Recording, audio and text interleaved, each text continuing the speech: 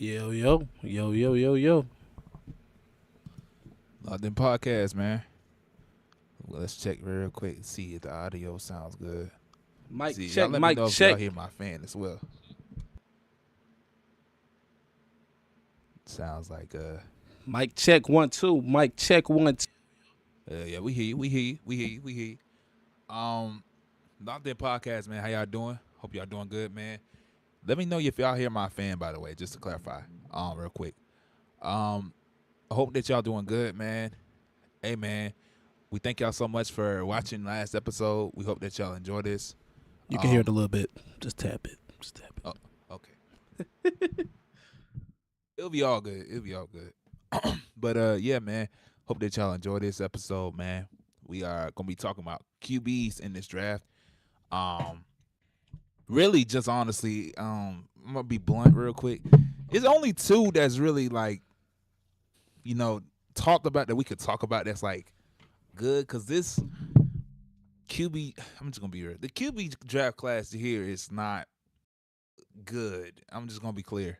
But we gonna be talking about it still. We hope that y'all enjoy this one. How y'all doing though? Blessed, brother.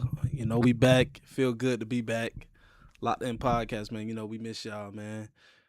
Bringing episodes every week for y'all, man. We love this, man. It's the love for the game, man. We don't do this for fame or nothing like that, but just because we enjoy chilling, talking with the guys, and connecting with a community, a loyal community at that. So yeah, all good over here. Yeah, I'm doing all right, man. Can't really complain. Like Rose said, we do this for the love of the game, man. Connect with us. Come talk with us, man. Hey man, TikTok, YouTube, man, y'all make sure to hit us up, man. Y'all let us know what y'all like about this podcast episode. Y'all let us know how you feel about the top QBs in this draft. Let us know how you feel about this about a lot of stuff that's going on through this podcast. We want y'all to be the part of this. So again, man, y'all make sure to subscribe, like, and share. If you go on TikTok, y'all make sure to follow. We got so much content on the way. The combine's around the corner. I mean, it's now here, so of course that's going on. Of course, we got some NBA talk still and all the other stuff that we normally do on the podcast again. So with that being said, we appreciate y'all for being on. We love y'all. Well, I love y'all. Let me not start this early. Let me not start this early. Right. Why you out Let me here not telling start this hey, early. you out here telling strangers you love this early, bro? Watch out, man. Hey, bro. Oh. All right. I appreciate y'all for watching this, man, and let's get into it. All right, boys. Now that we said our greetings and whatnot, man. Glad we did that. But we got to get into the podcast, man.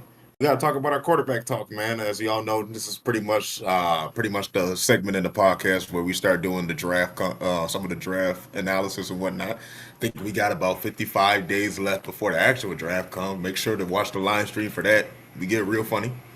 Hopefully, we get a lot more people coming in. See what they react with their teams and whatnot. He probably gonna lose his mind about the Ravens like drafted a punter in the second. Yeah.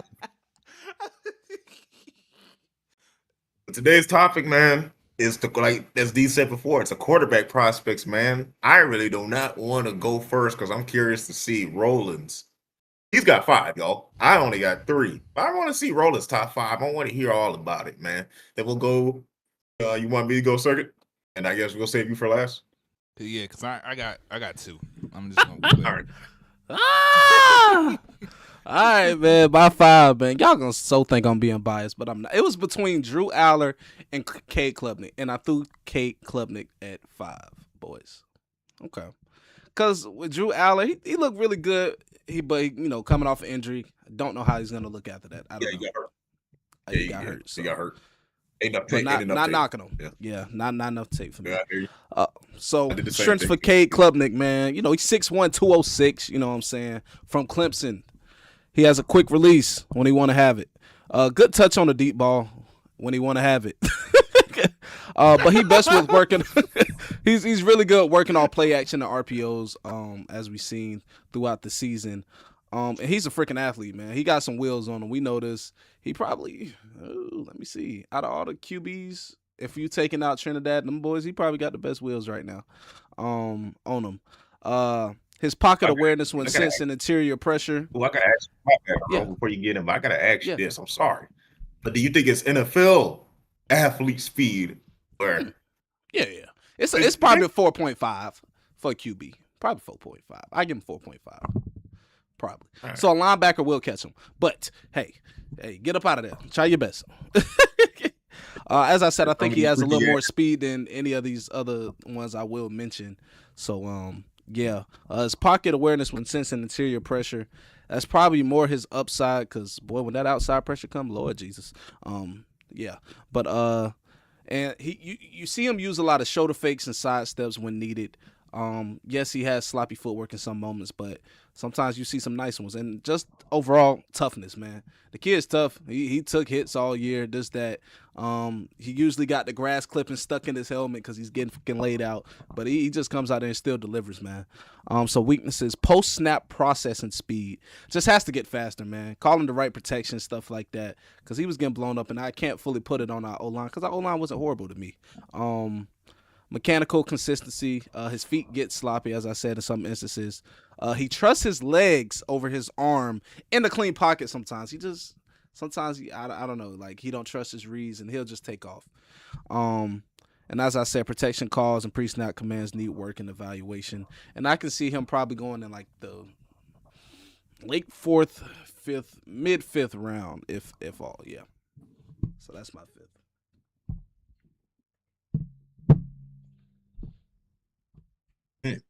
That's your 5th, huh? Mm-hmm. Ain't gonna lie. Tell us your 4th, because I ain't gonna lie, because since me and D got limited quarterbacks, we're gonna hear the list. Okay. So my fourth, if Trinidad isn't there, if he decides, I just fought in court and I'm still go to the draft on y'all, I just wanted to win the court. Garrett Nussmeier.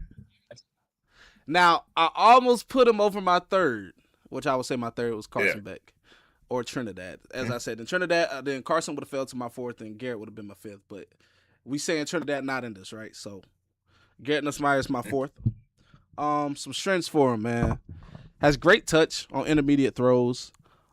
He's really good at dropping balls over the second level when it comes to it. He gets rid of it fast. Throws pretty clean on the move.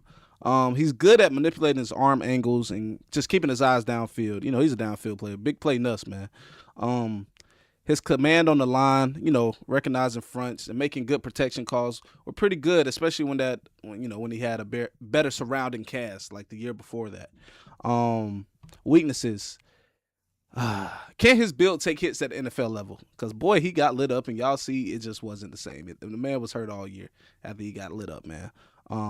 He misses checkdowns because he's so focused on the first read or a big play. You know what I'm saying? He kind of looks past his checkdowns when he can take it sometimes in scenarios. He's a gambler. Big play Nuss, as I said, man, which can backfire. He ends up forcing these into some tight windows. But he's going to rip it. That's one thing. And, of course, his pocket movement needs work and all that. But I can see him probably going late 3rd, 4th. That's my 4th, and I'll let y'all continue. All right. Give us your 3rd. Go lie, because I forgot y'all only got 3. My bad. Yeah, because he has my 3. bad. I have My 2. See, this is what happens when you overstudy for a damn exam, bro. When you don't need to, because it was only these questions on there. We need this, man. So we short this up. This up. It's gonna work. Number 3, as I said, if Trinidad was in there, it would definitely be Trent. But I got Carson Beck at 3. For my boy Carson Beck, man, 6'4", 225, man. He got the size, man. You love to see it. For some upsides, man. Good in pocket moving up and to the side when needed while keeping focus downfield. I think we've seen that throughout the playoffs. And, we always on Carson Beck like, oh, my gosh, he'll play good, then it's decision-making, man. D, you know this from Georgia. So about to say, I know this as a Georgia fan. OG, you've seen a good portion of this, but I can say in the playoffs, you definitely seen a lot of growth from Carson, for sure. I would still say that. You definitely seen a lot of growth, better decision-making. Yeah, we saw some growth. I think Shannon Dawson's system is just kind of like getting the ball and space out quick anyway. Yeah. And then of course that we run the ball. We never made Carson Beck have to win a game Yeah. To off his have to arm win the alone. game off his arm. Yeah. Georgia We had we, we avoided Geor- that. Georgia had to like win he had to win the game for Georgia. It felt like when it came up to help with us, because we were doing some different things like short routes. Of course, if you know Georgia's offense, wide receiver Mhm. screen left, wide receiver screen right, might throw it to the tight end a little bit. It felt like a different offense when he went to Miami. He adjusted to it very well. Facts. Another thing I said was his ball placement, man. Sometimes you look at him like, damn, okay, Carson, that he does have some good ball placement when it comes to it. His scrambling is also underrated. His scrambling is underrated. He got a little bit of wheels for his size, y'all. It caught me off guard, but he can get up out of there if needed. But as I said, he likes to keep his eyes downfield, which is nothing wrong with that. And as I say, he just became a better decision maker throughout these playoffs, compared to his Georgia years and stuff like that. Now his weaknesses, sometimes the deep ball can, it's nice, but it's in the air Sure. sometimes. Yeah.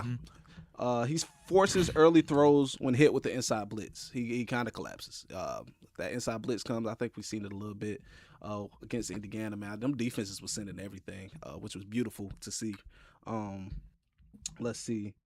Now coverage disguises sometimes confuses his progressions. Man, certain coverages I know OG you can probably attest to it.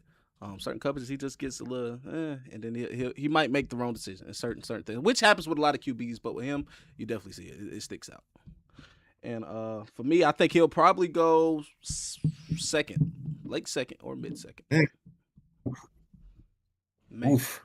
I'm about to say that's That's okay. high. that's high, right? That's why I said late second. Okay. He can fall into the third though. I wouldn't be surprised if he fell I into still the feel third. like that's high. Man, you leaving a lot. A lot of teams were rooting for that. Oh man, they picked Carson Beck in the second. Oh yeah, there's a bunch of good players on the board still. Yeah. You think the Jets or somebody like the you think the Jets would get somebody like him? I don't know. We have to see what kind of happens in this offseason. Like who's going to the Jets? Where's Kyler Murray going? Stuff like that. I think I think the Jets going to wait until next year to get a quarterback. They probably bringing in another vet. I don't know. All right, yeah, we'll see because I don't know what Fields' contract look like.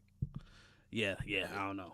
Dang, Fields, man, just turn it to man something else, man. Just be an athlete, dog. I don't know. Don't get me started. All right, man. Well, Ro, Yeah, before I I'll let let y'all you get go. to your one, Yeah. yeah, man, let me go ahead and then get to my third quarterback, man. So I was battling between, Drew and Nussmeier, and I think I gave Drew pretty much Allard edge, and then I'll get into Nussmeier what I wrote about him notes, man. But what I said about Drew Allard, man, like you said, there wasn't too much of a sample size of what he did. It was just like man, nothing was really too much impressive, man. I think he can make routine throws. I said he has good ball placement at times. Um, he's not the most mobile in the pocket. And what I mean by that is, he's just not the most mobile. I think Drew Allard really doesn't trust his athleticism, even on a college level. So he's not going to trust it on the NFL level. So I think he makes up for that for having kind of like the best mechanics outside of the group and outside of this group right now. So I said he is a wild thrower, but I think you could fix that up a little bit. I think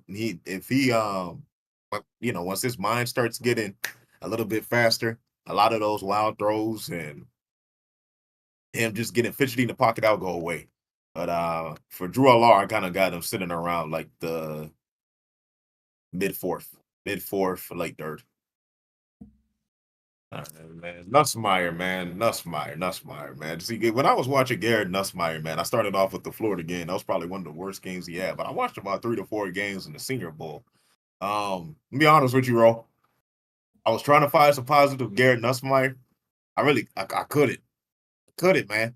Because By far, he was the best QB out there that day for sure. And you know that interception wasn't on him. I know you saw it.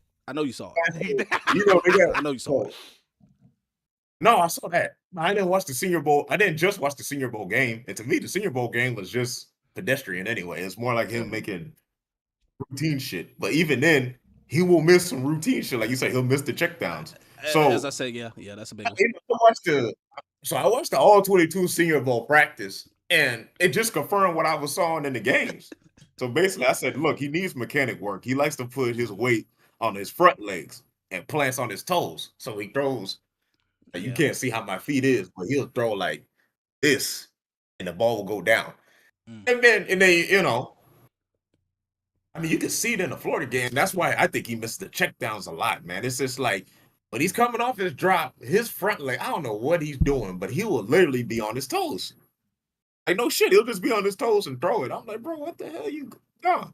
I think he's got questionable decision making, man. That throw he had in that South Carolina game, he had like one good one to Trey Green. I put that as like one of his highlight throws on a 2nd and 8. If y'all want to know, talk about podcast listeners, but if y'all want to know, I got highlight throws for all the quarterbacks too.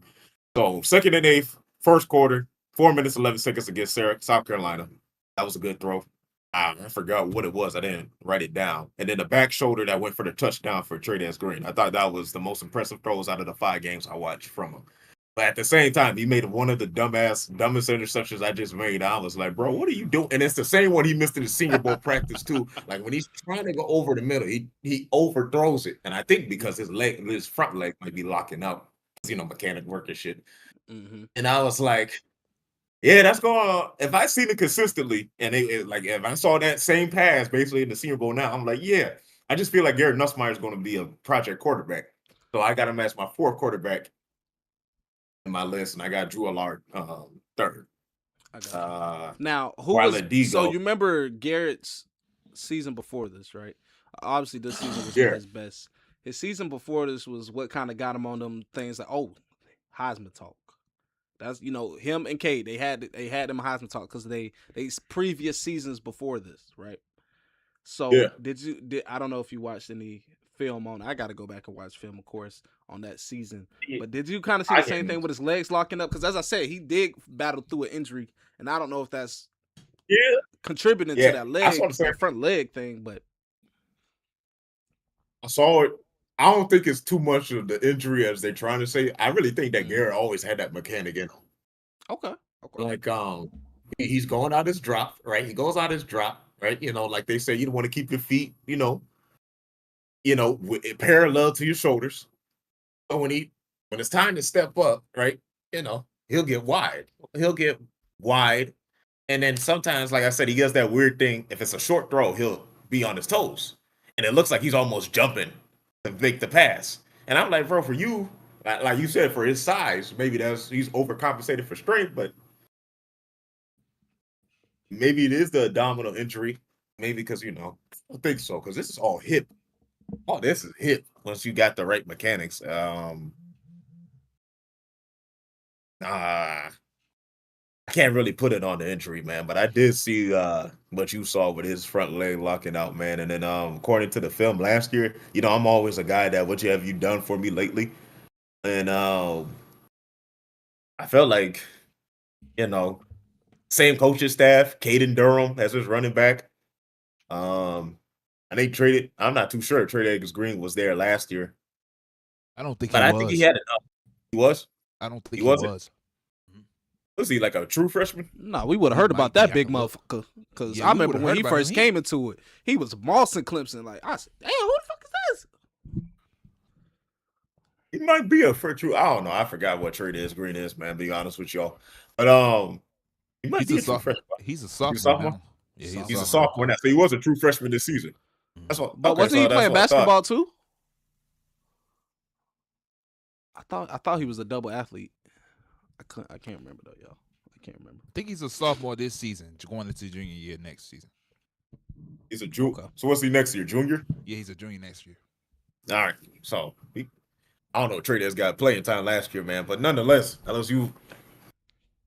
I can't really put it, like I told you in the chat, bro. I can't really put it on LSU offense. Why they were pedestrian.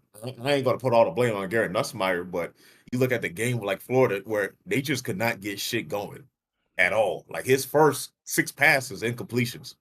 Nah, facts. So You right it's on like, that though. You right on that. so it's just like I feel like Garrett needs some time. But that's my fourth and third. D, go ahead and save me from yapping y'all to death. So my second player in this QB draft is Ty Simpson. To clarify, he basically knows how to manipulate some defenses. He does it a little bit too well. Too well. He also has good decision making in a sense, right? In 9 games, he hasn't thrown an interception this season in 9 games. Some weaknesses I'll say is this, he's only played 15 games in his career. And with that being said, there's a limited amount of like film that you could look at with him, right? Throughout those 15 games. Of course, those, like I said, those 9 picks. I mean, not 9 picks, those 9 games where he didn't throw a pick. You can base it off that. But you can also, see if he really plays against like a NFL defense, what would he be like? You can't really base that on, the NFL film, NFL field, right? Another thing is his deep ball is very up and down. When he throws the ball, sometimes it's short, sometimes he tends to overthrow it. Sometimes he misses receivers that's wide open. So he could be literally I feel like he's the second best QB in this draft. Another thing I do like about him is that he does have good ball placement when his throws. When he throws the ball, and it causes a lot of yards after the catch with that too. So that's why I think honestly Ty Simpson's number 2 in this draft. Who's your number 2, bro? Yeah. I mean, I think we all got him as our number 2. Let me see. My bad, bringing up my notes. My number 2 is Fernando Mendoza. So you lying? You lying? Come on. I'll play it. My bad. That would be crazy. What this nigga talking about? Ty Simpson, man. I didn't know he was 6'2". I think they giving him some grace, but anyway, 6'2", 208 from Alabama. All right. We'll know at the combine. Yeah, we'll know. I like him in the pre-snap, y'all. Recognizing and adjusting, man. Calling the right protection things, blah blah. I that first Florida State game is like, what the is going on here? But throughout the season, man, his pre-snap, it's a lot of motion, this that. Yeah, play calling got something to that, but I think they did give him some freedom there, because he is super smart where he lacks in certain areas, man. As D said, his eyes, manipulating safeties, getting them to bite, and fitting it in a window friendly for his receivers. They end up getting yak after that, as I said, as D said. Quick release, especially against the blitz. I think we've seen that a couple games this year. Ball placement, hitting receivers in stride and certain things. Like some of his deep balls, as you said, were good. Like he hit some of them boys in stride and they just couldn't come down with it. But some of them overthrown, stuff like that. His decision making through 9 games was excellent. Like in all them games when they was down, what was that? That South Carolina game? I said, nah. Yeah, Bama that's finna win this. I said Bama gonna win because South Carolina didn't put away. You gave him no. And I mean, Bama did give up the lead. You know what I'm saying? South Carolina took over, stuff like that. I said, oh no. I said, shit. Ty getting the ball back. I said, yeah, nah. I said, yeah. That gave me like them old Bama feels. Like, nah, they not gonna lose this. Like his decision making through 9 games, 21 touchdowns to 0 interceptions through that. His weaknesses. His arm strength isn't as elite as some people may see it. But it's good though. It's not bad. Deep ball touch, as I said, shows inconsistency. Ball security, boys. That Oklahoma game, stuff like that. The games where he fumbled a lot. His ball security definitely needs work. And the man did take some hits, but get down, man. Yeah, certain decision making when you scrambling is different from decision making that you making in the pocket, right? And my draft projection, if he don't go, I want to say late first, I don't know though, but if not, he'll fall to like early second. I'll give him that. And yeah, that's my two. OG, what about you? Number two was Ty Simpson as well. Um, I'll tell you what. I wrote a lot of damn notes on Ty Simpson because I was really trying to figure this damn kid out, but I pretty much did. So one of the reasons why Ty Simpson's an NFL quarterback is he has like a lot of velocity on his ball, and one throw that I knew that I don't think nobody else in this draft class could make other than him was against that Mizzou game, 8 minutes and 23 seconds in the second quarter, right? When he drilled it on the sideline, and then he basically drilled it on the sideline to where the receiver only call it toe drag. And I said, fuck. That's what I said. Okay, I see why you're an NFL prospect. Because I said I ain't really seen no other quarterback in this class making that throw. Not even Mendoza.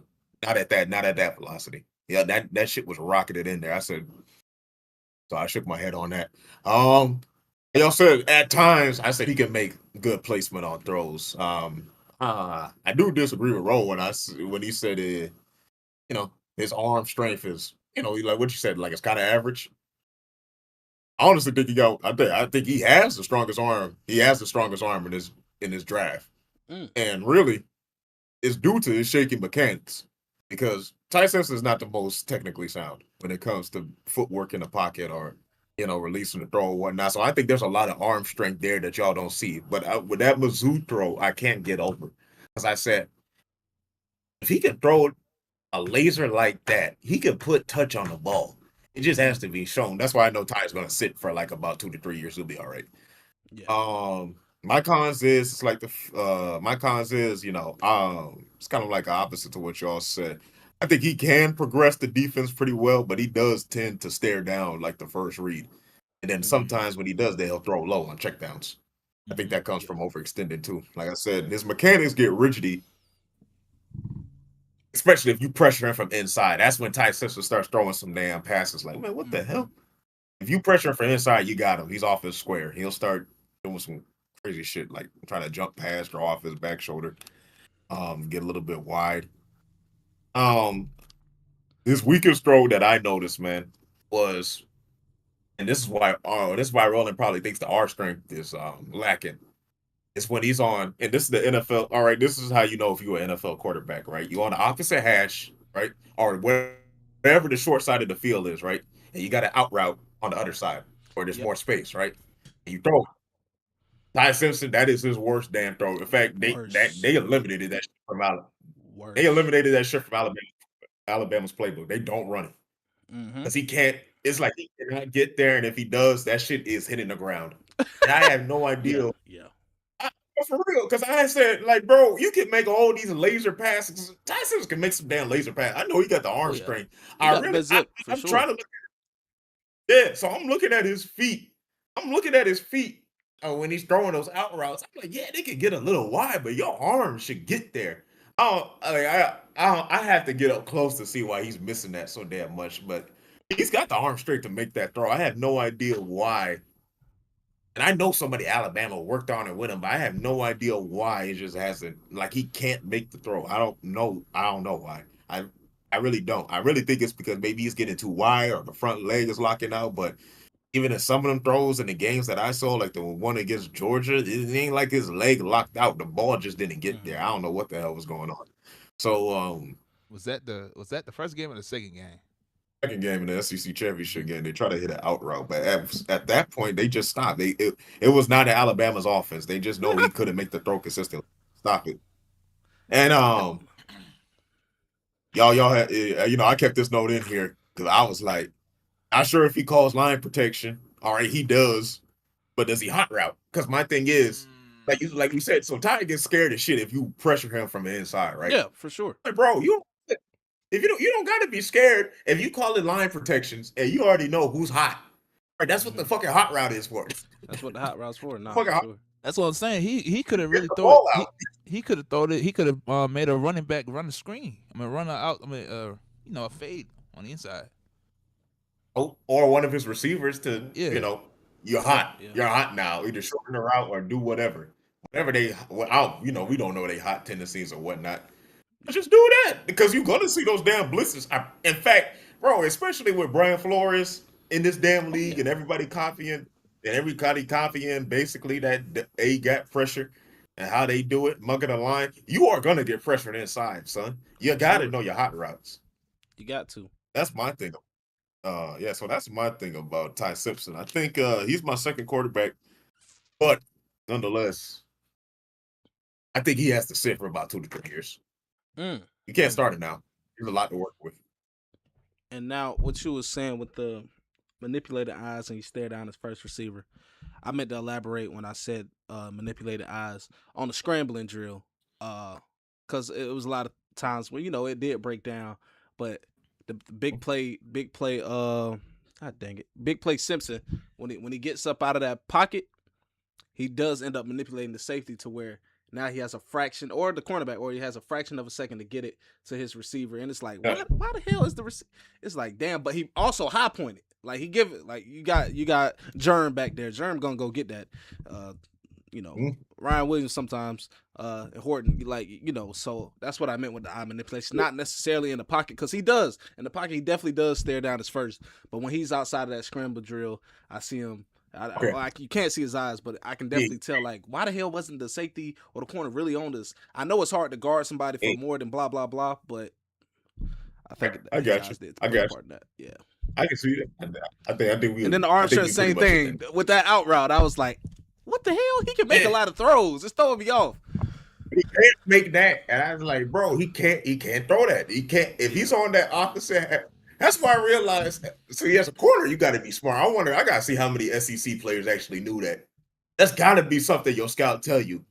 Hey, if you see this type of split, don't even think about the out route. Don't you think about it? Don't even think if it does, it's not going to get there. It ain't going to happen. So it's got to be this play. I ain't gonna lie. Eliminates a lot of shit. I don't know. Hopefully we get like former college football player that when he gets Ty Simpson, we gotta ask him, hey, bro, y'all knew he wasn't throwing no damn out route, man. So like, I ain't gonna lie, I would just cornerback blitz off that fucking side and make it his worst day. Yes. That's literally exactly what I would have done too. Yes. That's why I gotta say about Ty Simpson. All right, so we gotta talk about numero uno. You already know who it is. Yeah, of course, man. But we gotta talk what we like about him, and maybe y'all got some cons that I ain't. Jalen Daniels, hey, Kansas. Hey, he low key one of my sleepers. He could have snuck into my top 10. I think he was top 8 for me. The other day I said, for real, I said, look, you won't be like Malik Willis. I promise you, and I feel like he a better passer than what Malik Willis was coming out. Oh, for sure. Just give it a second. Yeah. So I hope he has a good combine, whenever that is, because I'm gonna watch it. I'm gonna be like, he can throw the ball. He can throw that. Right. Like that workout shit ain't nothing. And he can run too. Oh my gosh, now that's an athlete. That nigga can get up out of there. Yeah. Hey, real quick too. Taylon Green, from Arkansas. Oh yeah, a lot of people had him in the top 10. It's just like he good, but he inconsistent. I can't. Yeah, in a lot of areas. Project. So many project guys, man. So that's what I said. I grouped them in the same thing as Nussmeier. I'm like, look, project guy, day 3. We'll see what happens. Yep. Right. To answer the question though, it is Mr. Fernando Mendoza. Again, he has a strong arm himself too. Ball placement is good. Is very good for his ball placement. He really doesn't have too much struggles, I'll say. He really doesn't. The only thing I think I see, because I paid attention to this a little bit just to kind of, get this going, it's like the footwork. I think, his footwork could be a little bit better. Of course, that could be fixed. That could be worked on. Of course, it's like I ain't got too much to say about that. But like again, he has a big arm. Can make some good throws. Footwork could be an issue, but again, it's just when he gets on the Raiders, how is that going to work? Like if we're talking about when he gets drafted, how is that going to be? I'm gonna give my 2 cents on that, but I think it'll work. I think it'll work. I'm gonna give my 2 cents on it later though. Yeah, so that's all I really gotta say about that. Again, he is number one, of course. So that's all I gotta say about that. Man, Freaky Dozer, man. Freaky Dozer, man. So, my number one is Fernando Mendoza and not his darn brother. But He might be the next. He might be the next one up. Stop it, motherfucker. Fernando Fernando said he better though. Man, he was better than him. of course, I'm gonna say that too about my brother. Look, my brother is not better than me. I'm gonna say that too. No, hold on now. He's Georgia Tech. My brother would not say that about Bobby at any competition. Look, Bo, Georgia Tech, him on Georgia Tech, man. Georgia Tech has been on a tear as these last 2 years. I'm talking about that's just fair, as a program. If I'm him, I'm proving with Josh Hoover coming to Indiana, I'm gonna beat you out. That's what I'm doing. If he's that much better, but he left. You're right. Kurt Signetti transfer QBs though. That is true. Nah, Signetti go spend that money. Signetti transfer QBs. But yeah, Mendoza, man, 6'5", 225. Well, we don't know, but he's not participating in the combine, so he said, "Fuck y'all, I done showed enough." Hey, he didn't show up for the whole combine. I thought you said he wasn't going to throw. I thought that was just that. I don't know. Maybe he ain't showed up. I don't know. He might show up. I don't know, man. But some strengths, man. He identifies soft spots and coverages and gets the ball out fast. This man is really good at taking what the hell the defense gives him. And some QBs overthink that. And Fernando, all right, shit. Here we go. Boom. Ball placement, man. Y'all seen it. The ball placement is crazy. And if you have one of those receivers that can go get it, like what's the white boy name on there that was going crazy? Charlie Becker. Yeah, like one of those possession crazy receivers with some, man, I don't know. Anybody can go up and just get it. He's going to put it in a place where it's safe enough to get it. Yes, you're going to have to fight to get it, but he's going to give you a chance, man. Very, very receiver friendly. He can take a hit. He's tough in the pocket. He stays composed, man. Y'all see it. And he's not a turnover machine. Throughout the playoffs, did he even turn the ball over, y'all? I don't think he did. I don't know. He did not. I don't think he did. Did not. And the whole Indiana team did it. The whole Indiana team was that team was just a fairy tale. And then just a clutch gene, man. He got it in him. He stays poised, as y'all can see. Just to kind of like they wasn't necessarily losing, but Miami was. They was on the come up. It was like, oh shit, if y'all don't score right here in Miami, we had momentum. But that one play with goddamn that what was it, 4th down? Quarterback. Man, quarterback run, right? 4th and 1. Yeah. That was a good play calling. That was good on him protecting the ball. Overall, that was a championship winning play. That was. His arm strength, I'm iffy with it. I think he has good arm strength, but it's like I don't know if it's, as I said, it ain't the biggest. I don't know if it's not to me. It's not the biggest, but it gets there. It gets there. Like if your short intermediate throws, it gets there. Deep ball, okay. I think he lets it float a little bit too much for his deep ball. But sometimes you do see some good ball placement too. Where he has get over that second level with some zip. Weaknesses, we didn't see him get out the pocket much in Indy. That's just the system they run. So you might want to see that more because with the Raiders, I don't think he'll be able to sit in that pocket too much because I don't know. It depends how they draft and what they get in free agency. It really depends what the Raiders can get. Eye manipulation. I think a lot of these quarterbacks had this problem staring down their first read sometimes like that. But he's probably like the least worst at it because I see him go through his progressions pretty well. So I give that to him. And his footwork definitely gets sloppy when he's flushed out the pocket. If that makes sense. And I think he'll thrive in a quick game RPO system. And obviously he's going number 1. So yeah. Okay. All right. So y'all know, obviously we all got the same number 1, man.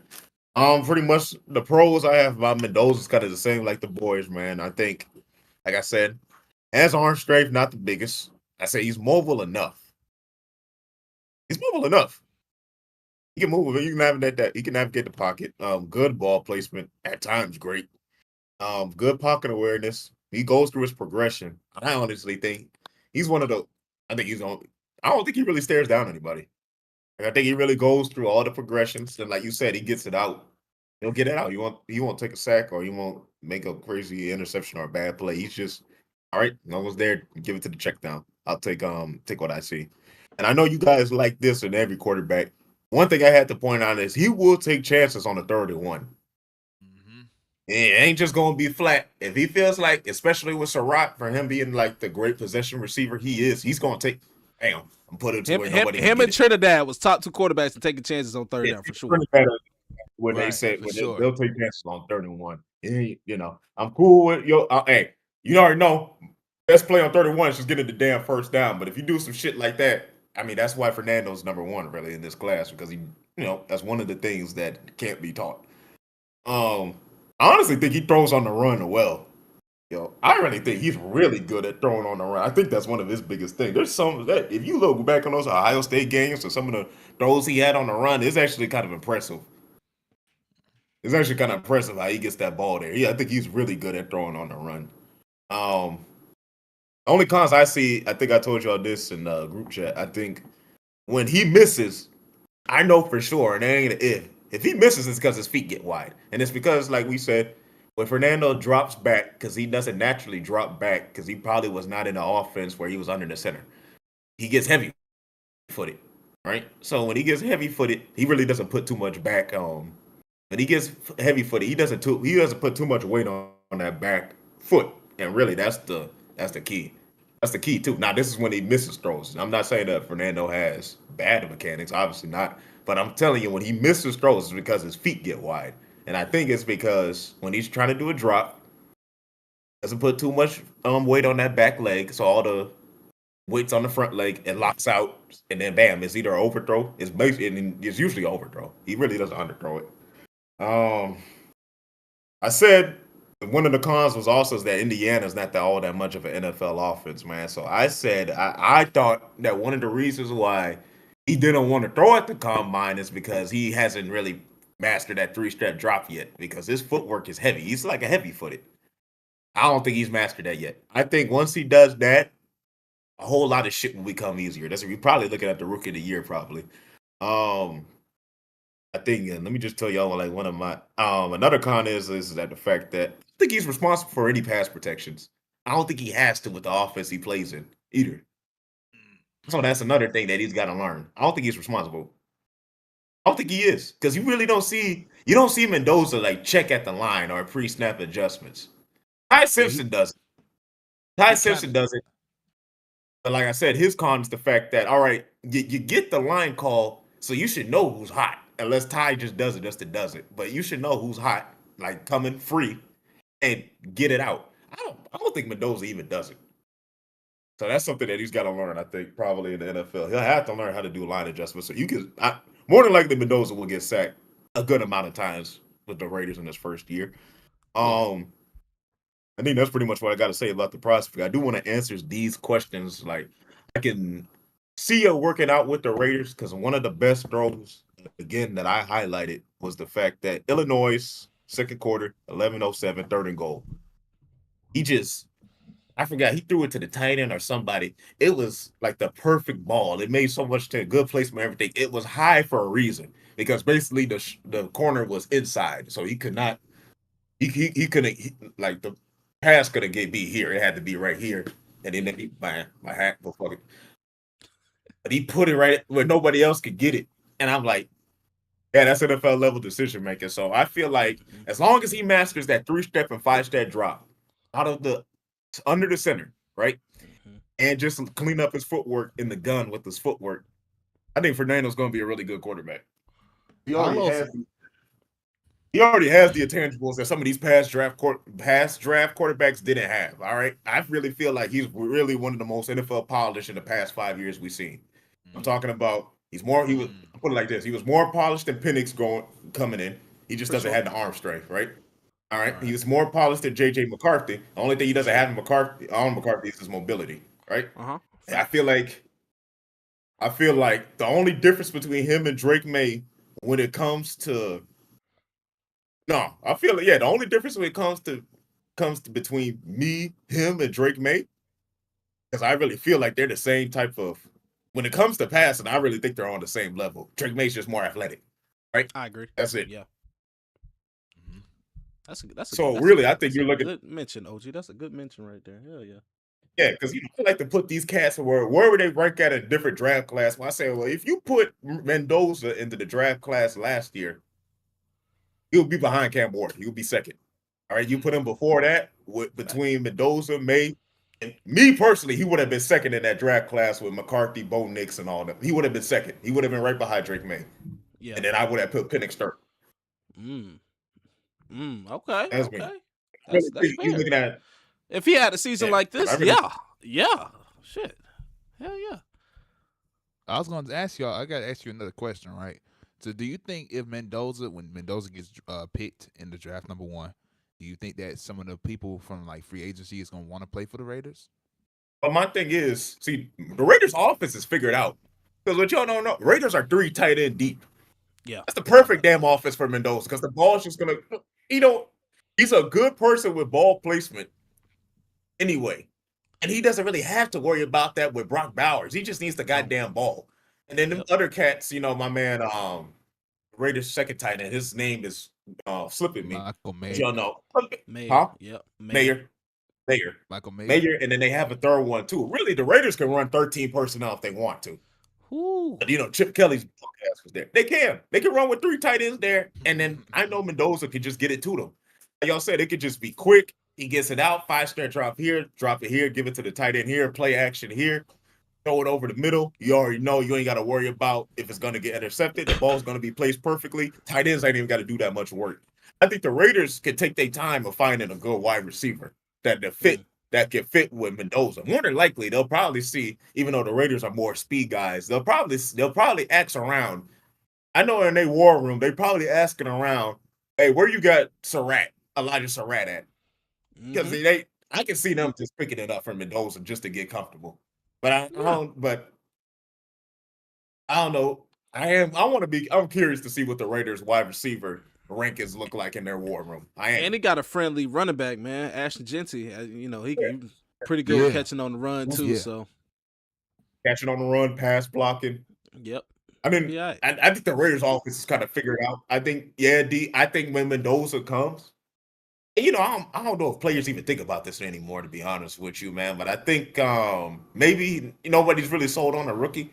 But I mean, eventually, I think when Mendoza gets on the field, I mean, his ass can play as soon as he gets on. That's just me. Oh, for sure. I really like him. For the past quarterbacks in a couple of drafts, I really like him. He's really polished. I think there's minimal shit that he has to just get figured out, and that's just the footwork, really. Yeah. Okay. That's really all I got to ask about that, about the Raiders side of it, because I just wanted to see, because I know there was some people that said that he won't be successful because the Raiders don't have like an organization that could build right now, since the receivers aren't that well known, or since it's really dependent on Brock Bowers kind of being there in order for them to kind of have an offense. You know what I'm saying? So just wanted to see if y'all's opinions on it. Yeah, man, and I mean Max Crosby not staying there. Y'all think he's staying? We'll see, man. I don't know how it's gonna unfold, to be honest with you, man. I do know the Raiders defense wasn't bad last season. I don't like the Titans defense wasn't bad last season. They just had some, they was just put in positions where they got short fields and turnovers and other shit that kind of contributed to having short there. Their defense is not bad. So I know Max Crosby. I mean, you can't really replace a Max Crosby, but I think on defense they'll be all right, to be honest with you. And they can get something for him. I mean, if it does come to that, because I don't think Max will have a problem playing. Like, I think he'll be excited, to play with a promising QB. But I mean, at the same time, a young QB. But when you got problems with the front office and coaching, it gets wicked. So I can't say too much. I don't know. You're exactly. And then Gino wasn't helping with him turning over the ball. The Raiders were basically in almost every damn game. Gino, it was a goddamn turnover machine. Yeah, facts. So like the quarterback play, just a little bit of a rookie quarterback Mendoza play could improve that team a lot. I mean, I see what they're capable of. Right. I feel like that offensive line. I'm I feel like some of them guys they kept not the rookies from this year, but some of them guys was on the team last year. So I have no idea what the hell the problem was that. But if the Raiders feel like they got to get some new guys in, all right, that's cool. Get some new guys in. But on the offensive side, I don't think the Raiders had too much to worry about. They just got to be better than Geno's play, and I think the wide receiver situation the Raiders will figure out itself. Hey, I'll tell you this too. I know this doesn't have to do with the Raiders, but the Cleveland literally is about to have their whole O line going to free agency. Just about, I saw a report like that, right? So if they were to go after Joel Batonio or somebody like that, I mean, I think that would be a good fit for them. And is it my boy still there from Ohio State, man? We was Colton talking Miller? about big ass big ass my man Daquan biggest Jones? was it Daquan Jones? I think it's Daquan Jones. Right tackle? Yeah, his last name is Jones. I know it's Jones. You sure it's Daquan? I thought it was like his name was like it's something like downward. Down. I don't know. I know you're talking about though. Cleveland fans, y'all let us know if it's Daquan, if it's somebody else. Y'all go ahead and say what y'all gotta say. Let me look up this cat thing. Yeah, that's what I'm saying. Like, I think if because there was a report that came out recently. Oh, DeJuan Jones. So he's he's actually the only lineman still signed on the team. Yeah, really. Yeah. So if he literally if they go out and get, I think Joel Batonio, because I don't know, I think Ben Powers Johnson's left guard, right? Joel Batonio's left guard, actually. Talking about for the Raiders. Is it Ben Powers Johnson, he's left guard? Or is he Yeah, even though Ben Powers really a center, yeah. I think he plays left. If you move Batonio to left guard and put Powers at center, I think Back that could work out. Yeah. I think that could work out. I got a question. Does the Raiders only have one first round pick, or they got two? I think they got. Let me answer that question. Let me answer this question for y'all. And if they don't have first round, do they have an early second? I wonder how they gonna draft though after Mendoza, man. Yeah, I'm curious how the Raiders going to draft. Let's see, because they got a lot of picks. They got 10 in total. Let's see. I'll say this too. If Max Crosby, I was gonna say this earlier. If Max Crosby goes, there's a lot of defensive line talent. There's a lot of defensive edge talent in this draft. So it's like they could go after one of them. They just have one first round pick, actually. Okay. They got 3 fourth round picks though. Oh shoot. Dang. Yeah, hey, they could gamble with those too. I mean, they could trade some of those. We'll see, y'all. We will see. We'll see. Yeah, we'll see. We'll see. We will see. So it's gonna be interesting. All right. So, Locked In Podcast, man. That was our quarterback talk for the draft class for this upcoming draft, man. Please, hey man, if y'all got more inclusive lists of everybody in this quarterback draft class, if you're a little bit of a masochist and did it yourself to look at these quarterbacks, let us see your top 10 in the comment section, man. Or now, right in the live section too. Don't really matter.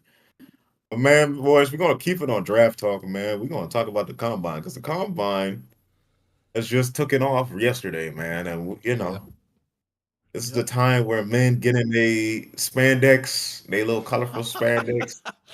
Get measured by a bunch of short. No, I'm just going to get measured by a bunch of short white dudes touching their junk. Oh God, man. Look, it is what it is, man. And a lot of people with clipboards and papers, man, and a lot of dumbass questions after the interview. and I heard Tyron, man. My brother Aaron Glenn, he was up there, kind of dozing off, man. He's kind of dozing off. Yeah. Aaron Glenn knew that shit was some bullshit when he played too. What the hell, man? To let y'all know real quick, I just looked on my on TV. The defensive backs and safeties just ran their combine, just to let y'all know. So that was the defensive backs and safeties. Somebody else? Yeah. Just them. Yeah, just them for so far right now. Okay. Who else does it today? You said tight ends, right? Or no? I think it's tight ends. I don't know exactly if it's tight ends, but it's I could look on my phone. All right. So before I kind of ask y'all boys this question, I heard Tyrann Mathieu went ahead and said, this is what I mean by dumbass draft interview questions. Like, what the fuck the point of this? They sat there and asked Tyrann Mathieu, the honey badger, could you please get why don't you just like give a guess about because he said there was like almost damn near 30 people or 16 people in the damn room. And they asked them, and the dude asked Tyron, hey, could you please give a guesstimate about every guy's position in this room and tell us what you think we are? You fucking Mark, you fired your ass right there. You motherfucker. Oh man. Okay, so the Boys, man, the combine, man. Obviously, Yeah. Arvell Reese, Sonny Styles, them freaks from Ohio State. We already knew that the fact that we already know that they was some damn freaks and that. freaks in But you know, just to get the Locked In podcast, pretty much y'all like draft ideas on what y'all value in a prospect and whatnot, man. I want to ask y'all, one, to give me your opinions on the combines that y'all see now and just like, you know, what players stood out to you. And two, my main question is the fact that how much stock does the combine have in y'all when you have in y'all when y'all draft a player or when y'all evaluating a player you might like if they have a bad run time, let's just say if my man from San Diego State ran a 4.5, but when you watching this tape, it's like this man does not get fucking beat. He doesn't. So look, this damn track triathlon shit with the 40, it doesn't translate to the football field. So kick rocks. I'm still drafting this kid in the second or third. I want to know where do y'all find a happy medium between that? First of all, let's bring up a name, Jarvis Landry. You know, he had a bad combine, right?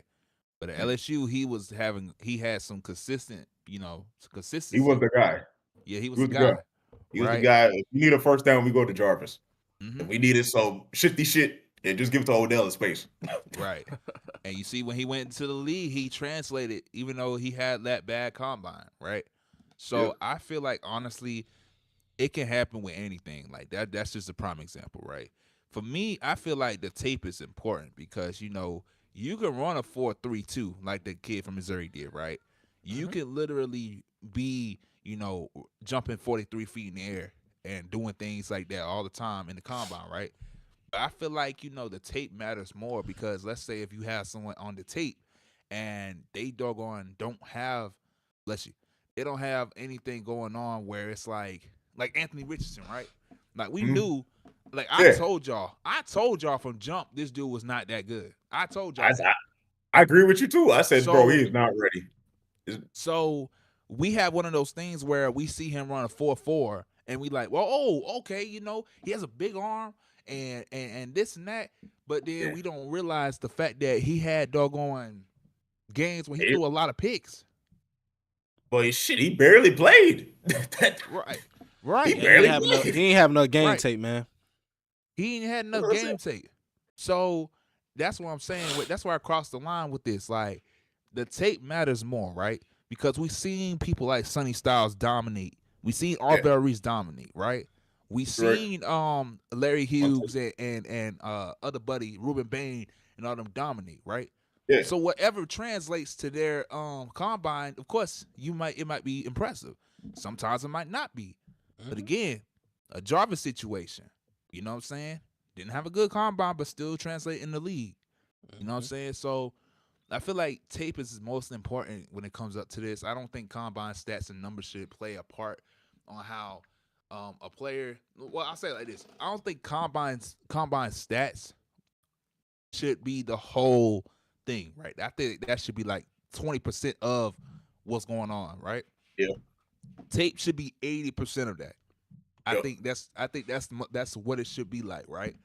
And then my bad, he didn't want to interrupt, but and then that other percentage is, you know, the boss man fat situation.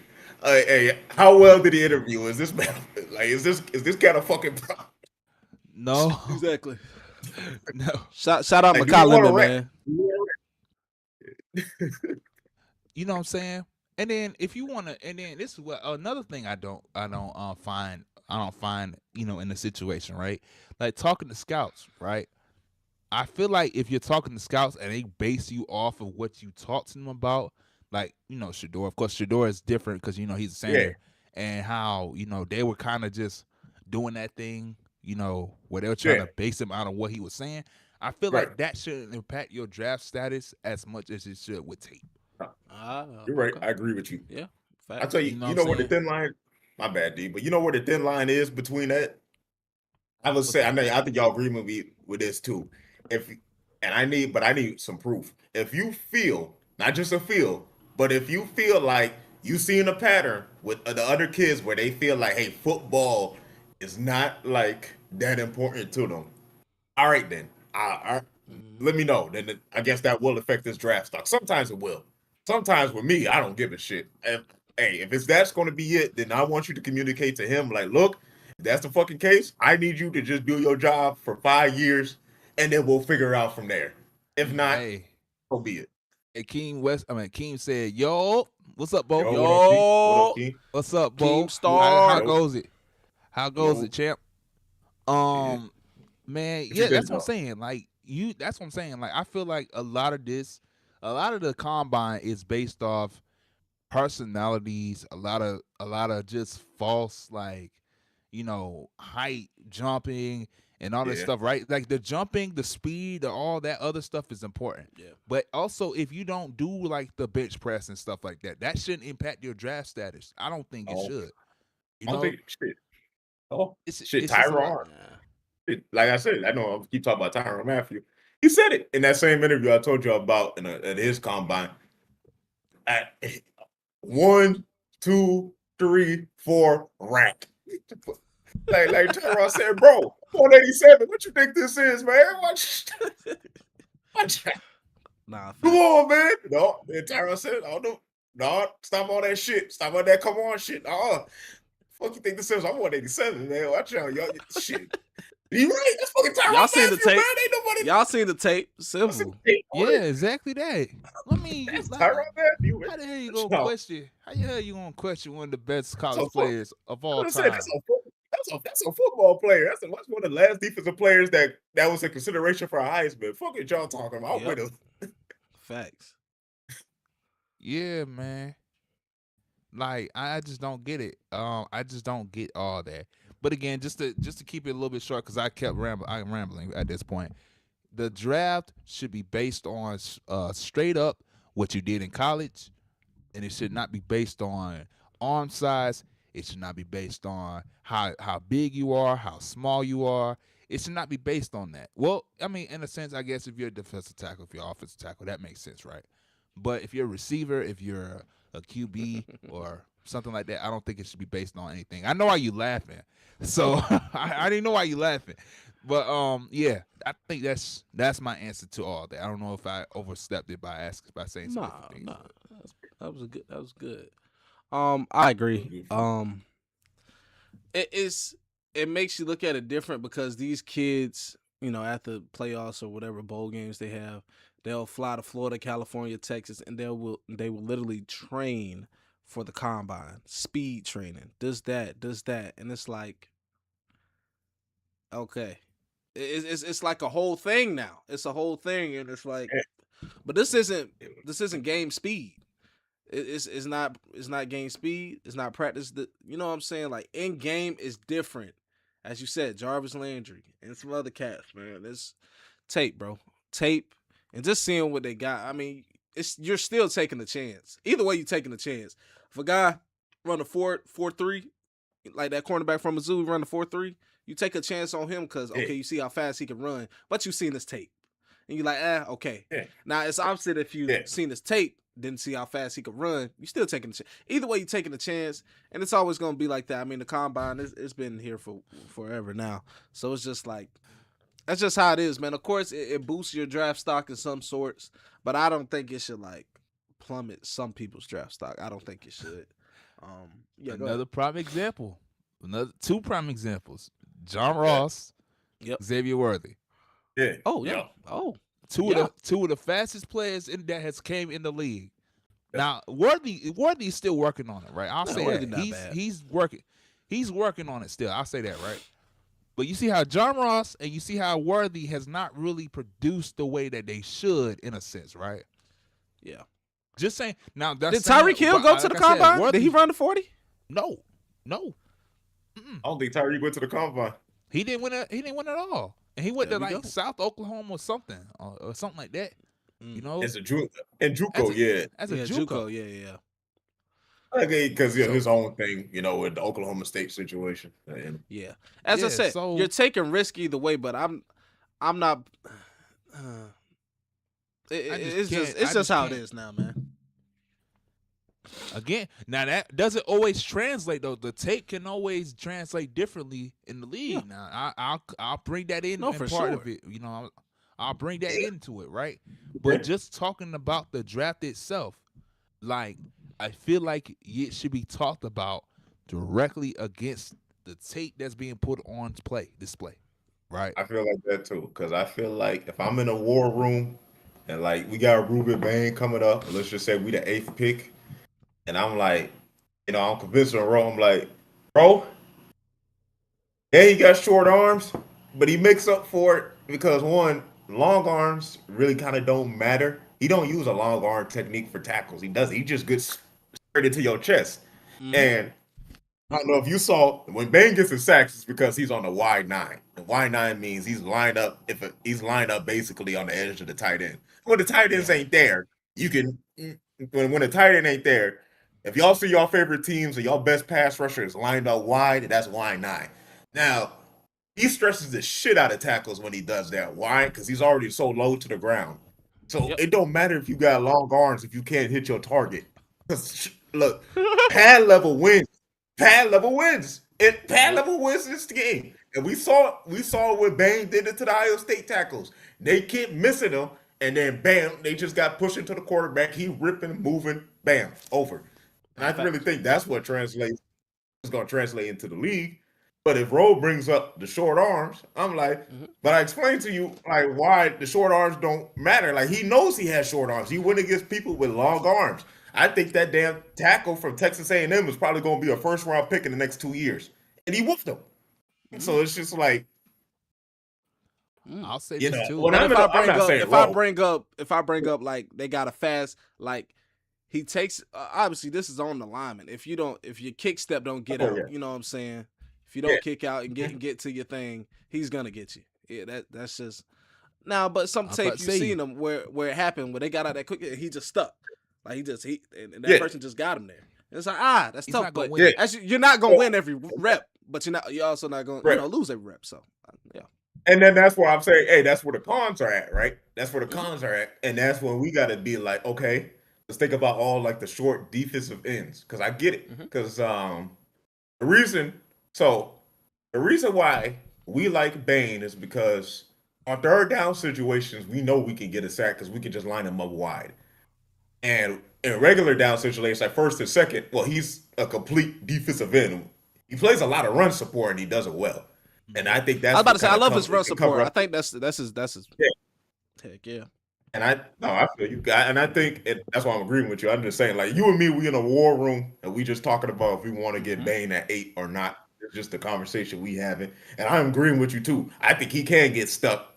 He can get stuck if he got like a big offensive tackle and whatnot too. But I'm like, okay, that's where I'm working to his favor, though.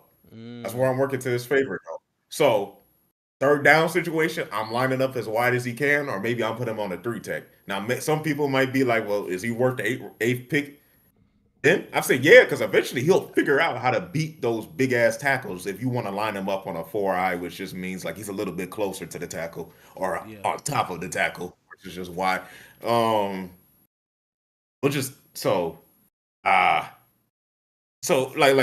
mean, I guess I'm not trying to lose the plot here, but basically, with players like that, these are the conversations that war rooms have basically.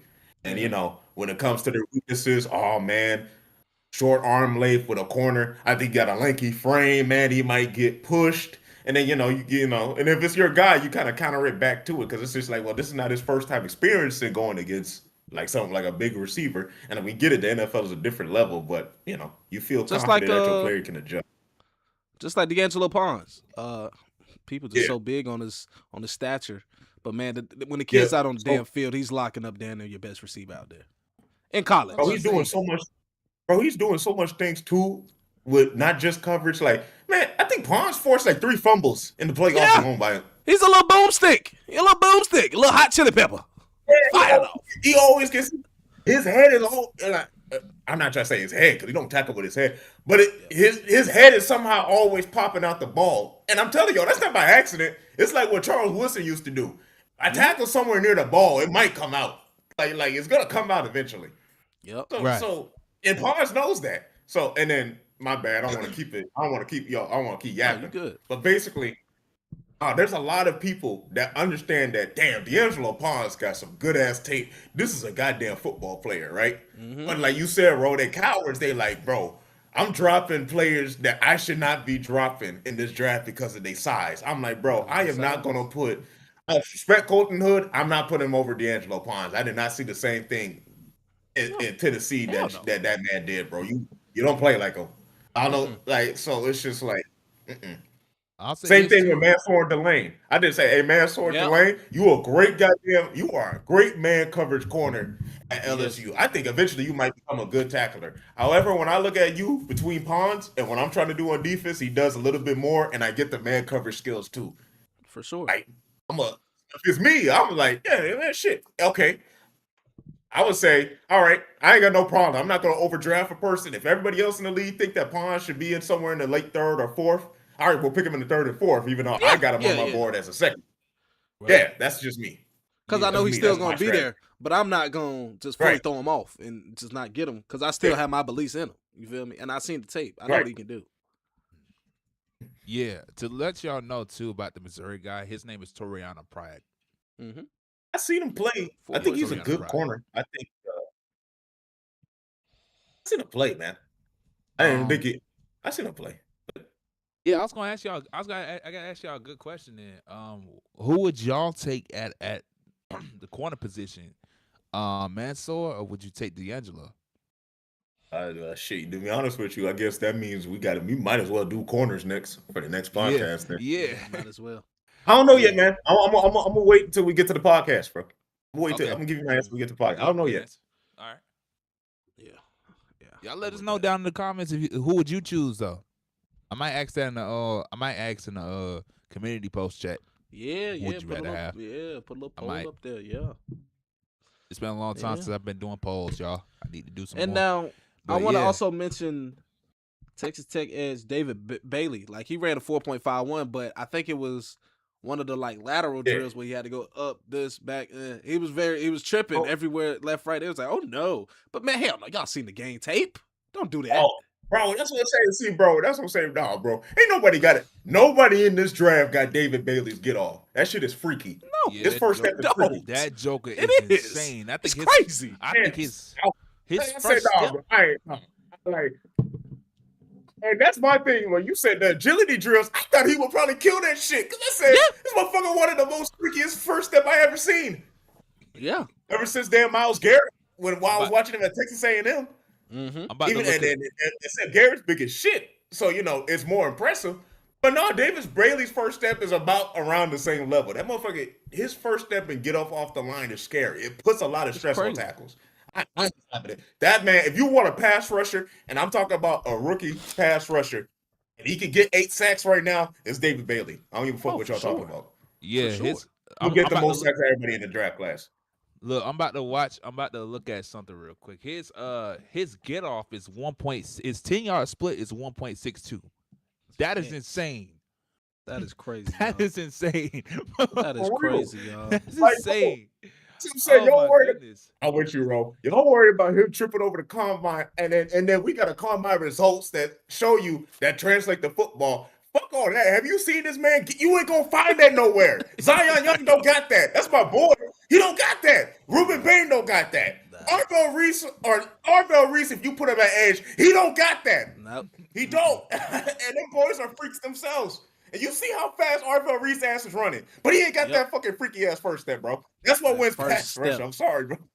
And if that drill affects some people's draft boards, you're dumb as shit. You're just dumb as shit. I don't think so. Like I said, there's so many good defensive ends and tackles in this draft, man. Like Larry Hughes too. I know they're gonna say that he ran slow. He ran a 5.1, 5.19, right? But if you look at his tape, all right. He a run stopper. He a run Yeah. stopper. Yeah. So you need run stoppers on your team, man. Mhm. If the league gonna transition back to running back. I promise y'all. Oh, for sure. Oh, no, you might as well get him now. But yeah, man, Sonny Styles ran a 4.46. Alvin Reese ran a 4.46. Also, freaks of nature. Just as y'all said, freaks of nature. And let me see if I can find the cornerback times. I think they might have posted it. Let's see. Yeah, they posted it. They posted it. Yep. Torino Pride Jr. 4.32. Yep. 40-yard dash. Dalen Everett, man, your boy from Georgia. 4.38. Chris Johnson, 4.40. He's from San Diego State. Yeah. My bad, Ro. So you know the funny thing about Chris Johnson, though, right? What's up? I told me so. I tell D I like watching this guy that's been with the Cowboys for a long time. Radio guy, used to be a former scout for the team. Brian Broaddus. He does a podcast with Watch Lombardi. Kind of they respect in the Cowboy realm, and then they'll do draft. This is where I got the draft idea too. They'll break down draft guys too. His thing about Chris Johnson, he did not think he was all that fast. And I think only because he's just a long corner and tall. He don't look like he get it up there. But he ran a 4.4 flat? Yeah, 4.4 flat. Yeah. That's what I'm saying, bro. That's the tape. Because like they said in the tape, Chris Johnson, that's another good man corner too. That's a good man draft. Chris Johnson don't get beat. He don't get beat. He don't get beat. At all. So it's just like, if y'all thought hit the speed it was lacking, I don't know. If he runs a 4.5, I don't care. I just know what I see on tape. He don't get beat. Also, guys, Lorenzo style. Oh yeah, go ahead. I was about to say we got players like Sauce who ran 4.48. I think still in the league, kind of 6'3". Yeah, tall, playing corner. You know what I'm saying? Yep.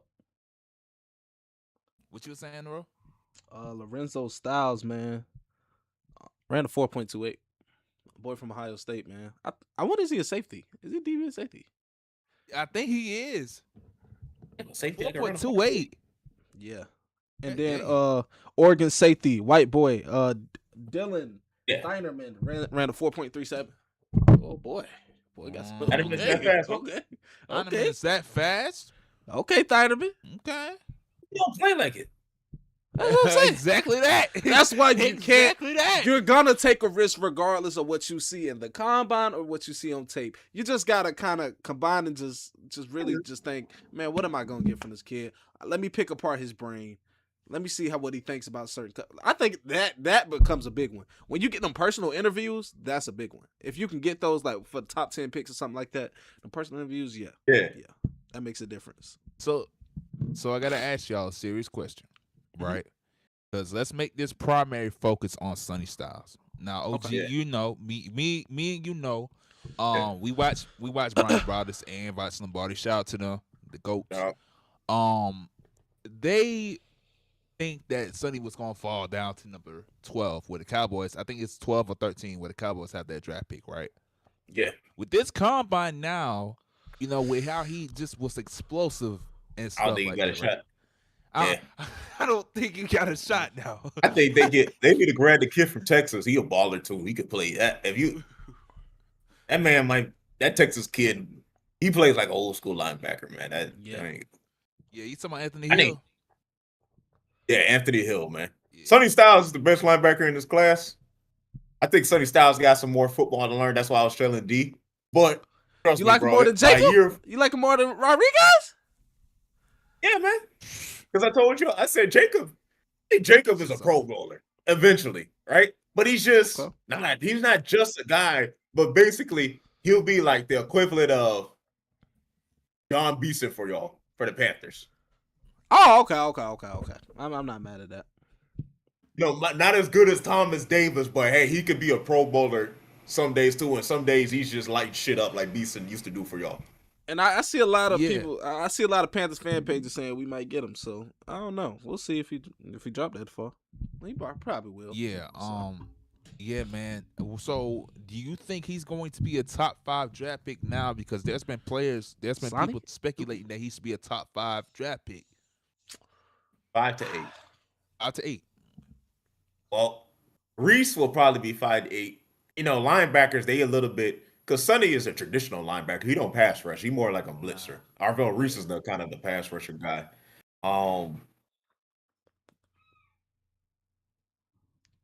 Maybe Damn. 8 to 12. That's where I got Sonny Styles at. Okay. So he I can probably see someone like Who would you rather take, Reese or Styles? I like Styles. I think Styles has got the more he knows how to play linebacker, traditional linebacker more Okay.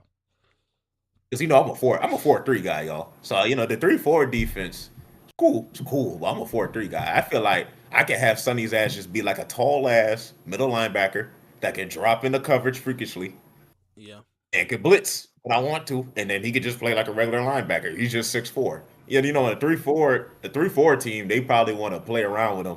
Maybe put him on the edge like Reese does, and then have him, as the inside linebacker at times too.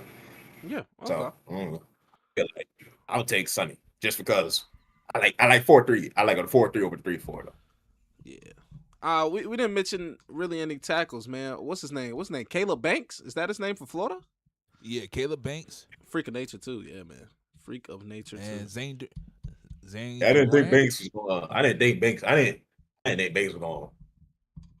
I didn't think Banks could run that fast. To be honest with you, Man, what? Yeah, Banks. Catch me off guard Was every that year, 4.85? Something Like like a that. Yeah. 4.85 at 300 something pounds. That shit crazy, bro. That's insane. They had like a and 32 vertical. And whoever got Banks, you need to pair him up with another freakishly big guy. I ain't gonna lie. Yeah. Now the Cowboys went far, but someone like him and Quinnen on the line together, Woo, boy. yeah, they'll mess up some shit. That'll be some stuff right there, I think. I'll say this too, like Zane Durant. His status is going up. He had a good combine, ran 4.76. I think he had like a 34-inch vertical, 32. I could be wrong. Now, mind you, I'm not gonna lie. I heard of Zane Durant, but I never really watched him. But I'm about to watch his film now. As I say that, I mean not now, but after the podcast, when I have the time, we'll be watching some stuff on him just to see. But for what they're saying, yeah, his status is going up. Yeah. So to be 300 pounds and be running that fast, man, that's insane. Man, it's insane. Imagine that running at you, bro. Shit. I gotta get you ladder. Like I gotta hit you with lateral movement, like KG said. I hit it with lateral movement. Light speed, he gonna light speed, he gonna clock my shit. Right. I'm telling you. That's what I'm saying. That's why I could never imagine playing QB, because you got these big guys coming at you. You got these blitzing behind, fast linebackers coming at you, corners coming from the side, the blind side. I couldn't imagine that. That's why I played receiver and safety. So because I knew. That's why my ass went to basketball. Yeah, nah. I was skinny back then, but fuck that. You had the shoulders. Oh yeah, I always got. They would have turned your ass. That's that Morton shoulders. They would turn you to a defensive tackle, boy. Oh yeah, yeah. I don't know if coach. I don't know what coach. I forgot his name. Back then, I probably would have been linebacker. D. The way it was looking, it looked like I was trending towards linebacker. I think he would have had your linebacker. I would have been. I would have been. I don't know, because he had me playing safety and corner. Yeah. So I don't know. If that was, I quit after day 2. I mean, day 1. Shit, fuck that. I was gone. Nope. Your D was hurt. Your D was hurt. Man, I had to get surgery again on my ankle. Yeah, he had to get. Oh yeah. I forgot about it. I thought I could handle it, but caught me off guard. I said, never mind. Y'all boys go crazy.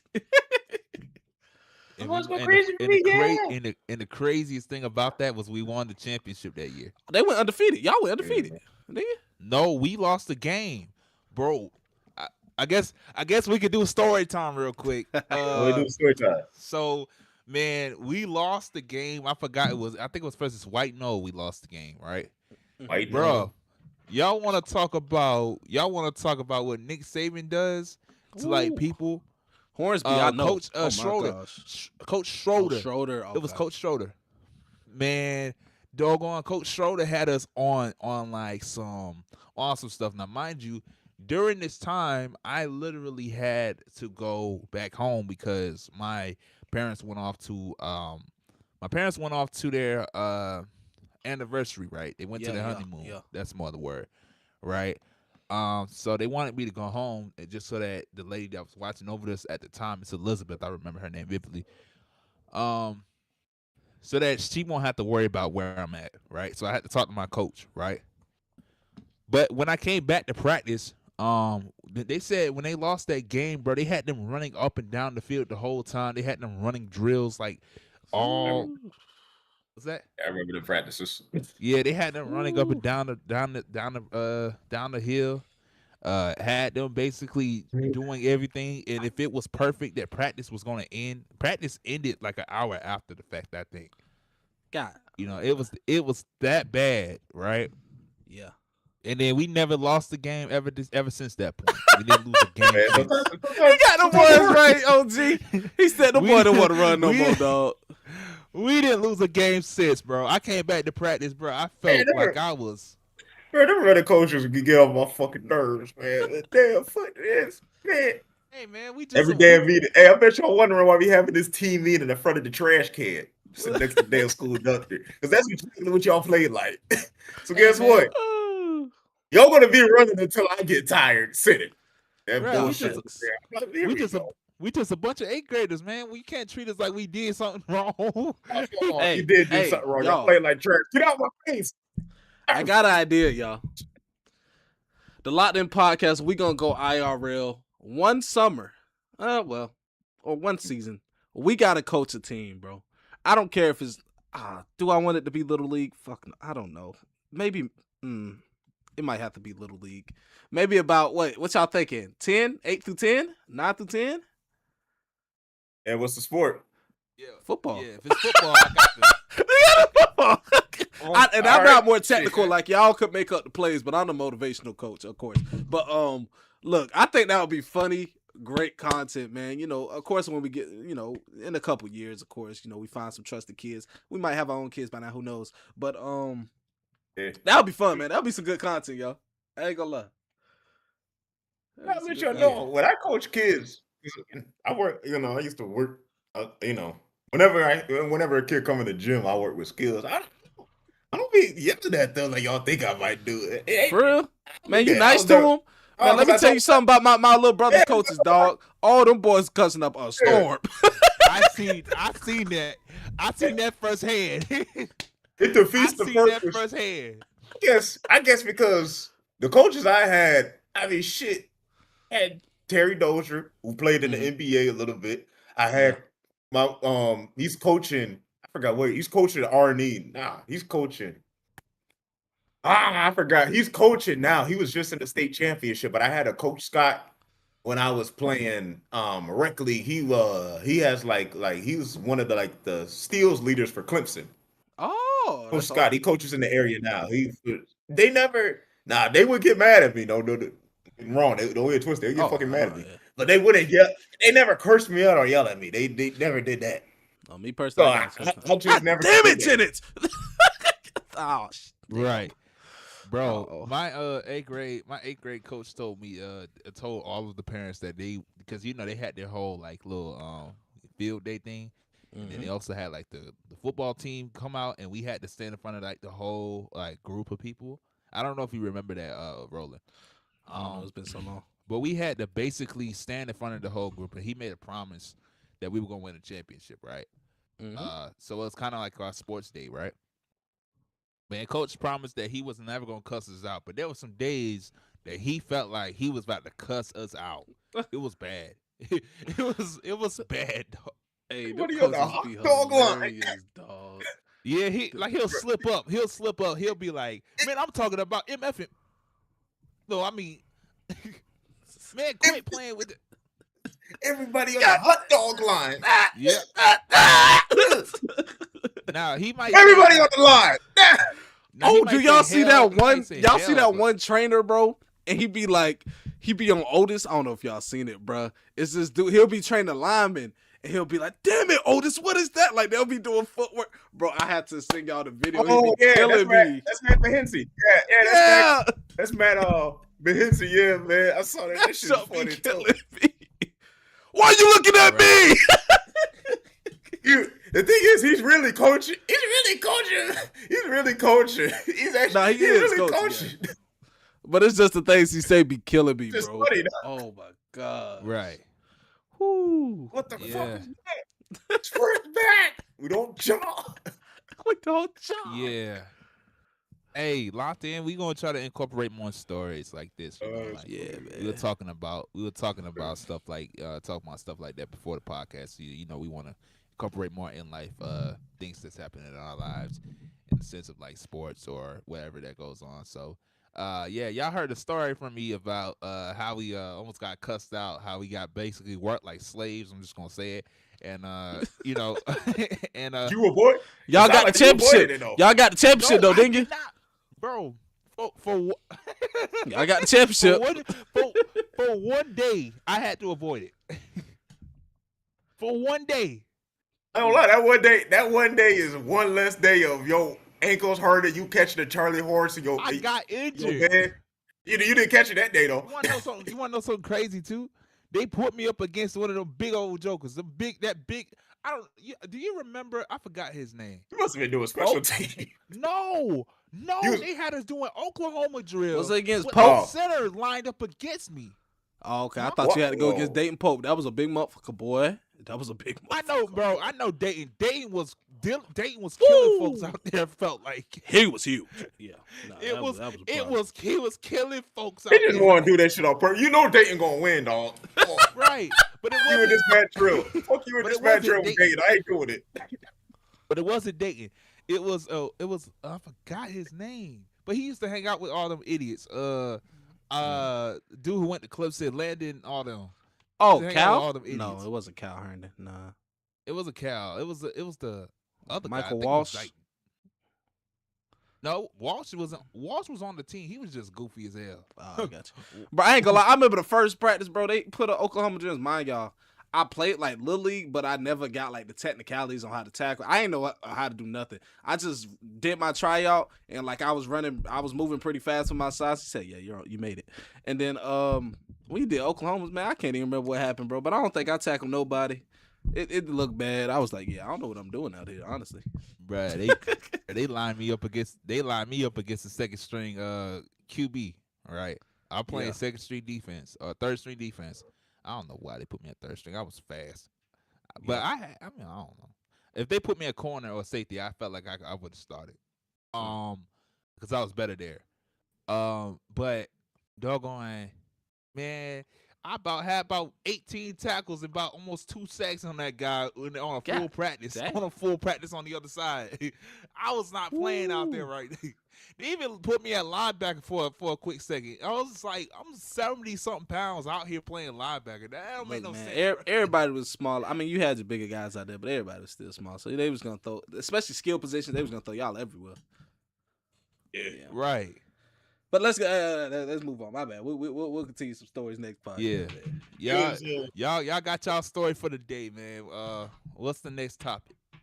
Next topic is NBA talk, boys, man. Roll. Go ahead and give us the update about what's this rule change going on with basically stopping teams from tanking. I'm looking at you, Utah. Stop sitting here. Portland. Yeah, Utah. All right, y'all making it obvious too. Stop putting province and players on the bench and shit because y'all are making it obvious, man. Like Too this obvious. is crazy. Too obvious. So it's the rule change, bro. Go over it. I want to know. All right. It's my first so time NBA hearing. Commissioner Adam Silver has informed NBA front office that the league will introduce new anti-tanking rule changes to take effect next season. All right. The potential concepts that have been discussed to limit tanking are: first round picks can be protected. Only top 4 or top, let's say 14 plus. I don't know. Lottery odds freeze at the trade deadline or a later date. No longer allowing a team to pick top 4 in consecutive years and /or after consecutive bottom 3 finishes. Ooh, shit. I feel like that's a good one right there. Yeah, I feel like that's a good we one. talked. Yeah, last time we talked about that, dude. We said, if you really wanted to hit it, you got to start penalizing people for getting lotteries. Just like Yeah. for getting a lottery, just take the pick away from them. Basically, and that's basically sounds like what they. I mean, that is what they're doing. They just take the pick away from them. Teams can't pick top 4 the year after making conference finals. Yeah, we'll just put you at. We'll put you at 5 or 5 through 9. We'll just put you Because there. I think somebody in the top 15 either got this. I think top 15, like either Thunder or the Spurs got like a high pick, and I'm like, damn. But it's from trading previous years. But I'm like, damn, that's tough. I still feel like that one. I still feel like that one's too. Still, like you still get a good player. I just think overall, just take the lottery pick away, man. That's just me. Lottery odds allocated based on 2-year records. Lottery extended to include all play-in teams. Okay. And flattened odds for all lottery teams. Flattened odds for all lottery teams. That's still can get the number 1 pick. Still can Oh, get the number 1 pick. There's a chance. There is a chance, but hey, how the way they're saying it's a very low chance. Once we catch you, we catch you and we got proof that you been goddamn tanking. Yeah. All right, we got something for you. And I ain't gonna lie, those are some steep penalties, man. Could they kind of go the NFL route on how drafting works? It seems like NFL only penalizes you if you tamper. They'll take a pick away from you. And it sounds like the NBA is doing that basically by saying, all right, you keep tanking, we'll freeze that damn lottery pick if you draw it. Yeah. And I don't think they'll outright lose a pick, but I say we'll just move your ass back to 9 or 10, to be honest with you. I think if they freeze, I think they might need the player to sit for 2 years. But it shouldn't be on the player that goes into the league because it's not their fault. It's not that player's fault for that reason, right? My bad, D. I didn't hear you. What you wanted to do? No, I'm just saying, like, could they, if the freezing aspect comes to play, could that mean like, would the player not be able to play on that team for a season? No.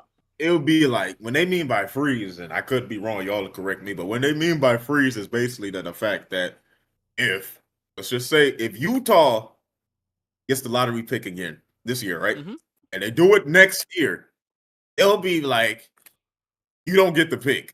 You get this pick. It's already pre-considered. It's already pre-considered. I don't even think they'll put their ass even in the lottery odds again. They'll just switch in another team. Because I think that's when all the other rules come into play. It's like, okay, you do that shit again, we're gonna put the play-in team. We're gonna put more balls in the little thing for the play-in team. Yeah, makes sense. Okay, yeah, all right. But now it's just crazy because yeah, go ahead. No, I'm just saying. So that means, like, let's say if OKC wins it this year and then next year they win it, right? Which is a possibility. And Utah tends to choke. Well, not play in. Let's say more Chicago, right? Yeah. If they come if they win, going to play in, and they at least, win the championship that year, right? I'll say it like that. And then, a team like Utah loses, or I gotta think of words. A team like Utah basically is trying to lose on purpose, right? Yeah, tank, right? So that means if Chicago literally wins the championship, they might put more of those lottery balls inside there for Chicago, and they can still get the first pick in the draft. Yeah, because my thing is, you said Chicago a play-in team, and more than likely Chicago is like a 10th fucking seed in the play-in, and they somehow won the goddamn championship. Yeah, they deserve. So it's because they wasn't the number 1 seed or the number 2 or number 3 from the get-go in the playoffs. That's what I'm saying. They had to work their way up. Right, so it's a big ass Cinderella story anyway, but because we know it probably won't happen. But you said, this is a hypothetical. Yeah, they'll have if Utah gets caught tampering or somebody else did, 3 teams that got caught tampering, we'll take out your balls for the lottery odds and put in Chicago's the play-in team, and then Charlotte if they are playing 10-2, and then the Nets put it in. Now that's insane. Now, what about with the situation with Dallas? I'm not gonna say they tampered or whatever, but it's kind of odd. Yeah. Luka gets traded to the Lakers, and somehow Dallas just wins the lottery to get Coop at number 1. I don't know if tampering went Yeah. on behind that, or if that's just strictly luck. I I'm think with you. tampering, but Yeah. I think the NBA has to address that part next because that's basically y'all constructed storylines for the league, and which I always knew that y'all do ever since when I asked my dad. I said, "Wait, hold on, wait. The fucking Lakers won the damn championship in Magic's first year. All right, then they kept going back to the finals, lost one conference finals to Hakeem and the Rockets the first time, right? yep. And the Hakeem around like 83, 85, I forget, 86, I kind of forgot. I don't know. I forget all the championships in the 80s. And I'm asking basically the fact, like, whoa, hold the hell on. I know what Did you're y'all end up getting goddamn exactly. and not only that, I didn't know the Celtics ended up getting fucking McHale too. They were damn in the like so that's what I'm saying. Yeah. And then the rest of them as well too, like Byron Scott. How the hell y'all ended up getting that? Championship facts. fucking teams. How the hell? What makes sense? So it seems like it's been like that for a long time, man. Because when did the lottery come into play? I don't think the lottery was then back then. Right? Lottery, yeah, the lottery is relatively new because when they wanted to stop, like you said, teams from taking it in order, right? So I want to say lottery probably came around 2014, somewhere where Embiid came in. Okay. That draft class. And so explain to me if y'all do know, how does the lottery technically work?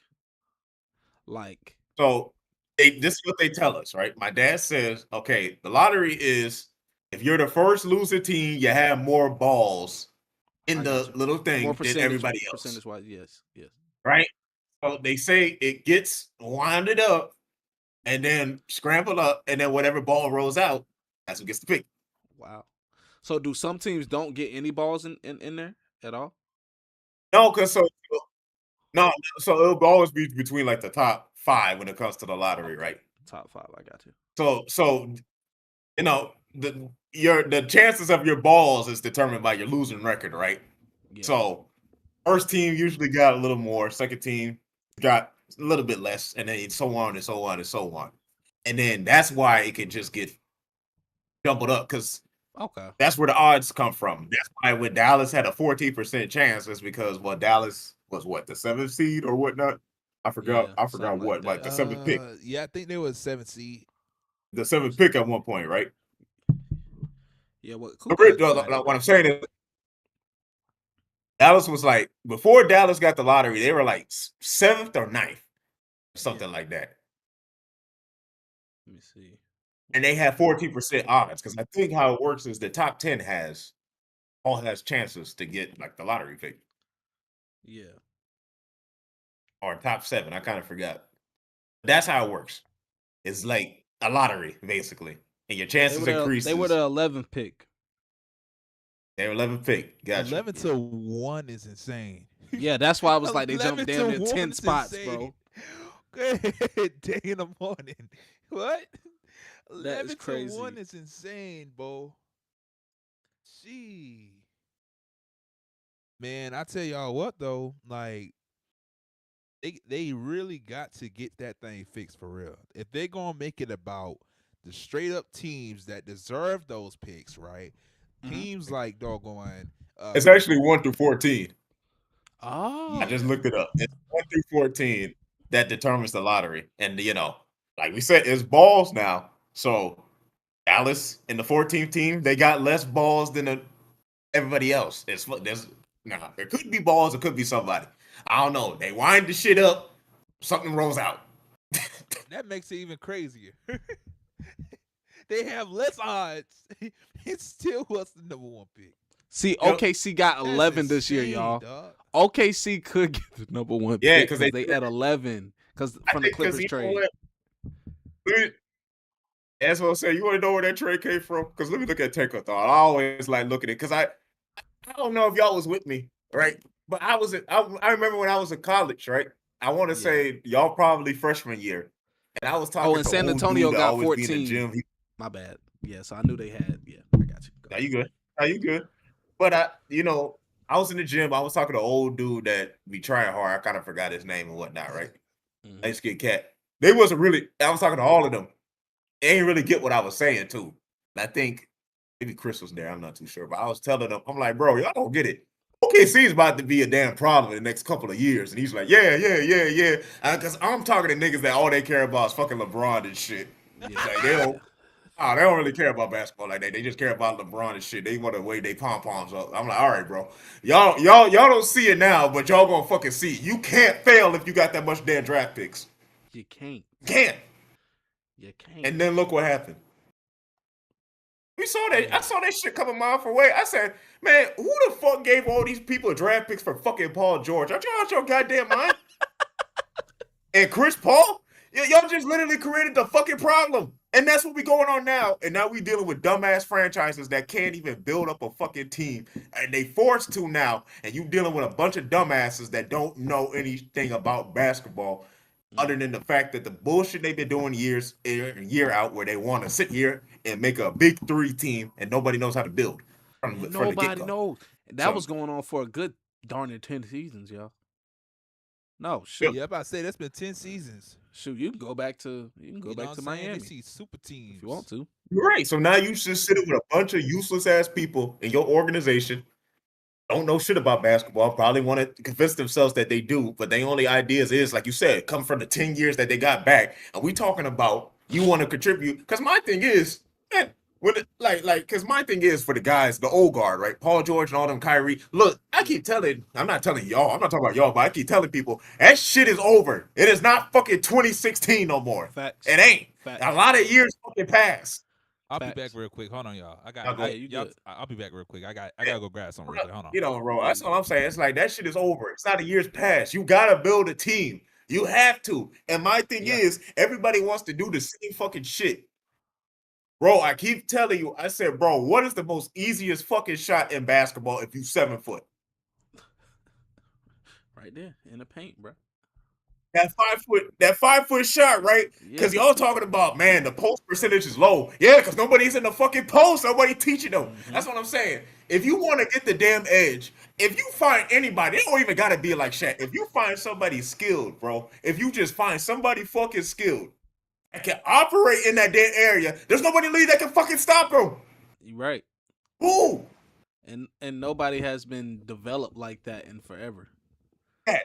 Ever. If I got a son that end up being 7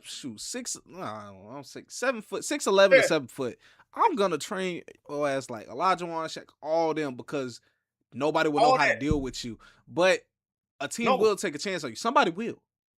They're gonna have to. Because once they see the dominance, they're gonna be like, well, fuck spacing. Because he's just killing down there. That's why Memphis picked Edie. Yeah. Because it's just like, you can teach Edie that. Now, you can teach Edie. Edie don't have to be. And that's what Shaq was trying to tell damn Gobert. You don't have to be me. Just saying develop the shot. That's what they're trying to tell Cat's ass too. Especially with Cat. If you want to call yourself the greatest shooting big, like in basketball history, I know who is. It's not Cat. Yeah. But you want to call yourself the best shooting big, but you don't work in all levels of the area. And I'm like, and I got to debate people trying to defend your ass like Gilbert Arenas when we just saw fucking Russell Westbrook play post defense on your ass, and he gave you baseline. All you had to do was drop step. Your big ass would have been in the rim, and you still didn't want to take it.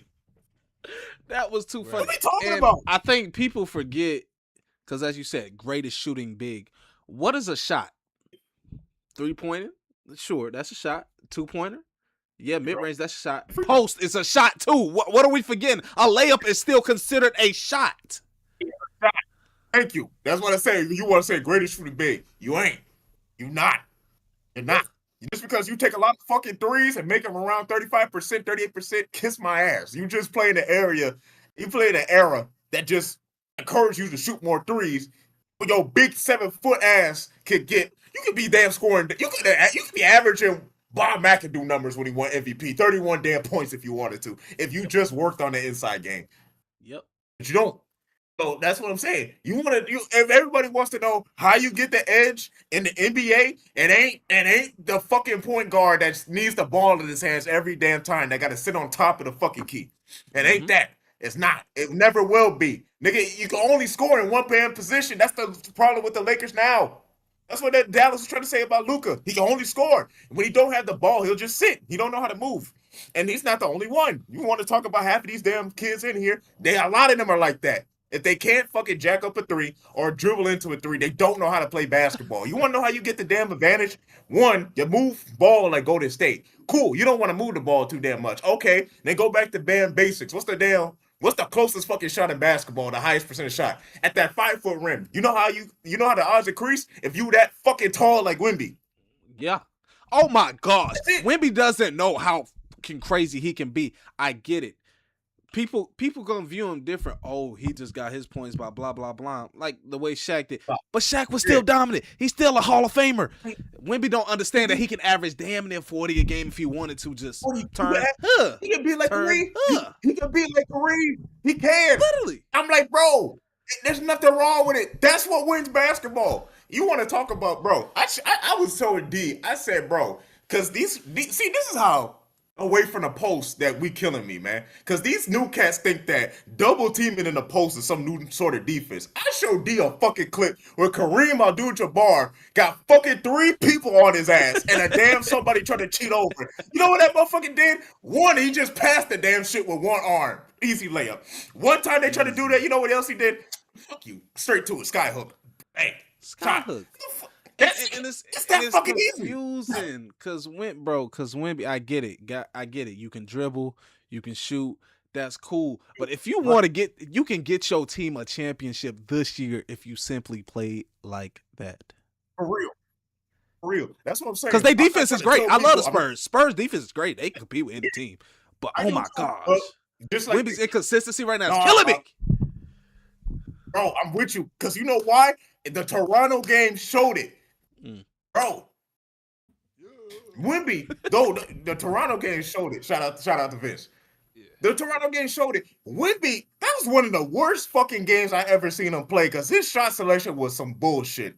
I was like, why? Why? Tough mid-range shots. He tried to post up, I want to say Barrett or somebody, on top of the damn three-point line. I'm like, bro, hell no. Pass the ball back, get your ass on the post, ask for it back. Wemby be making the game harder than it has to be. And it's because, like you said, because they want the game to be fucking sexy. But I keep telling y'all, bro, in any damn sport, what wins the fucking game is the mundane shit. There is not a goddamn NBA game where I'm dribbling 12 fucking times. Like y'all see in the one-on-one videos. I promise y'all, there's no basketball game like that. Never has been. No, that's just highlights, bro.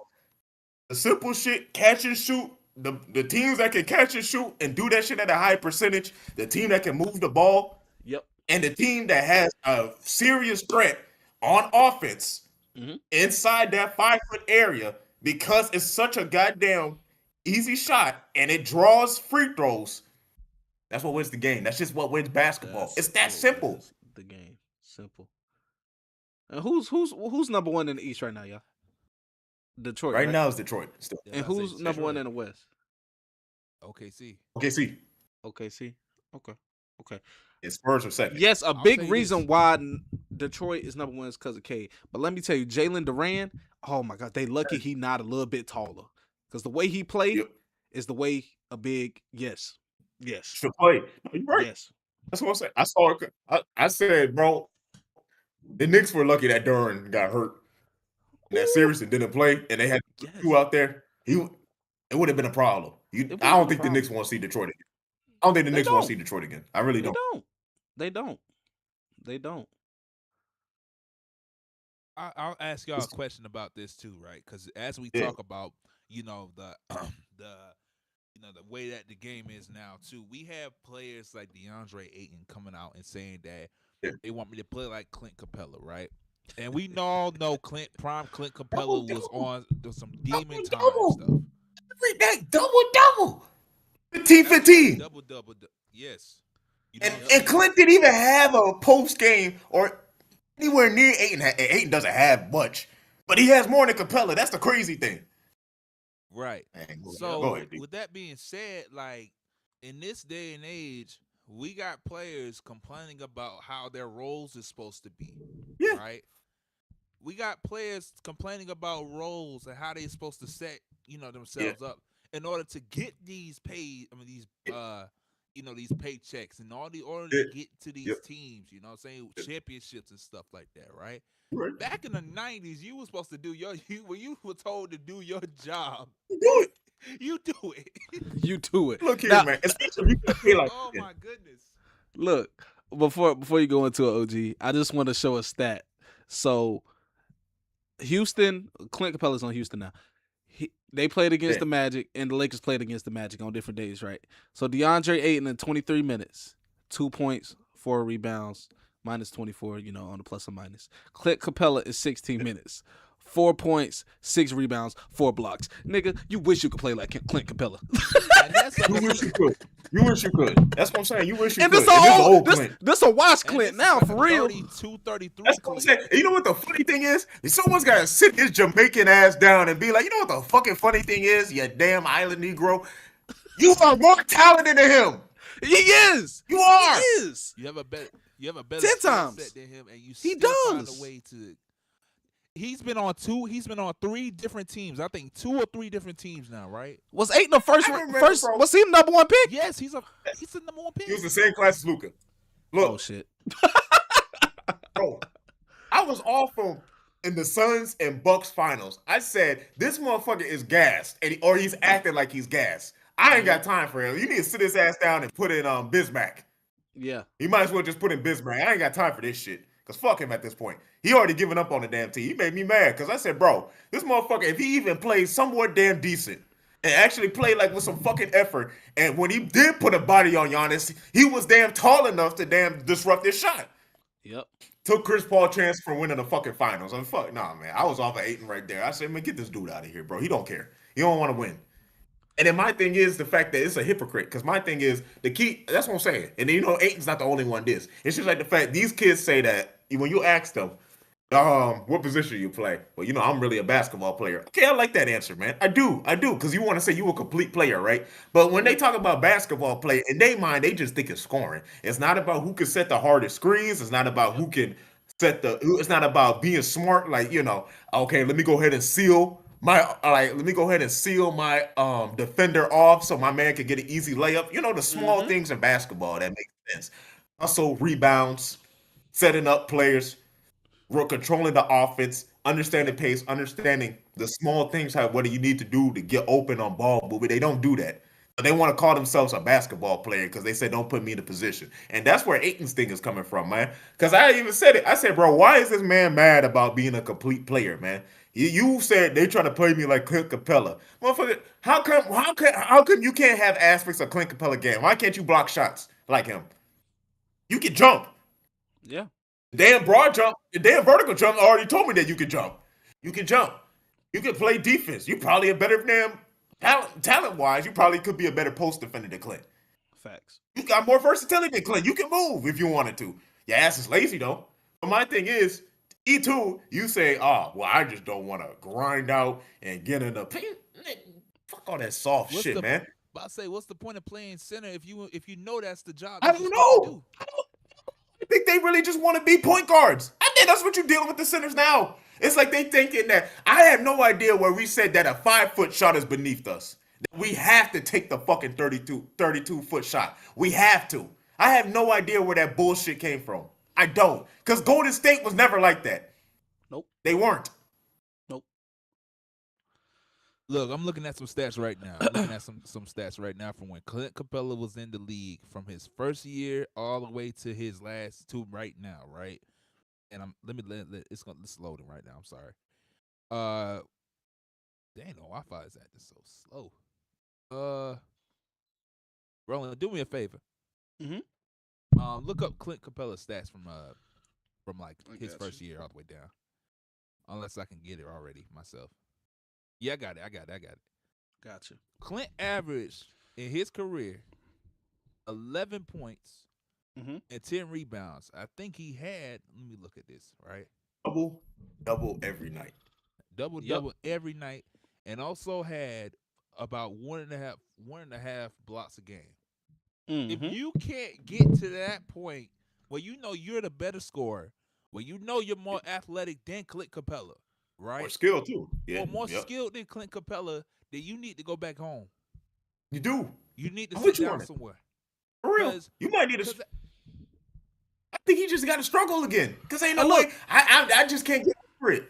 Like, he's basically saying, why do I have to be a complete player? That's what he's saying. That's what he's saying. And on his career, he's averaging 16 and 10 with one block. So it's like, kid, you're having a. They're not giving you an insult, but they're giving you like the game. Like, yo, if you play like this a little bit more, add this into your game, you don't understand. You can elevate it even more.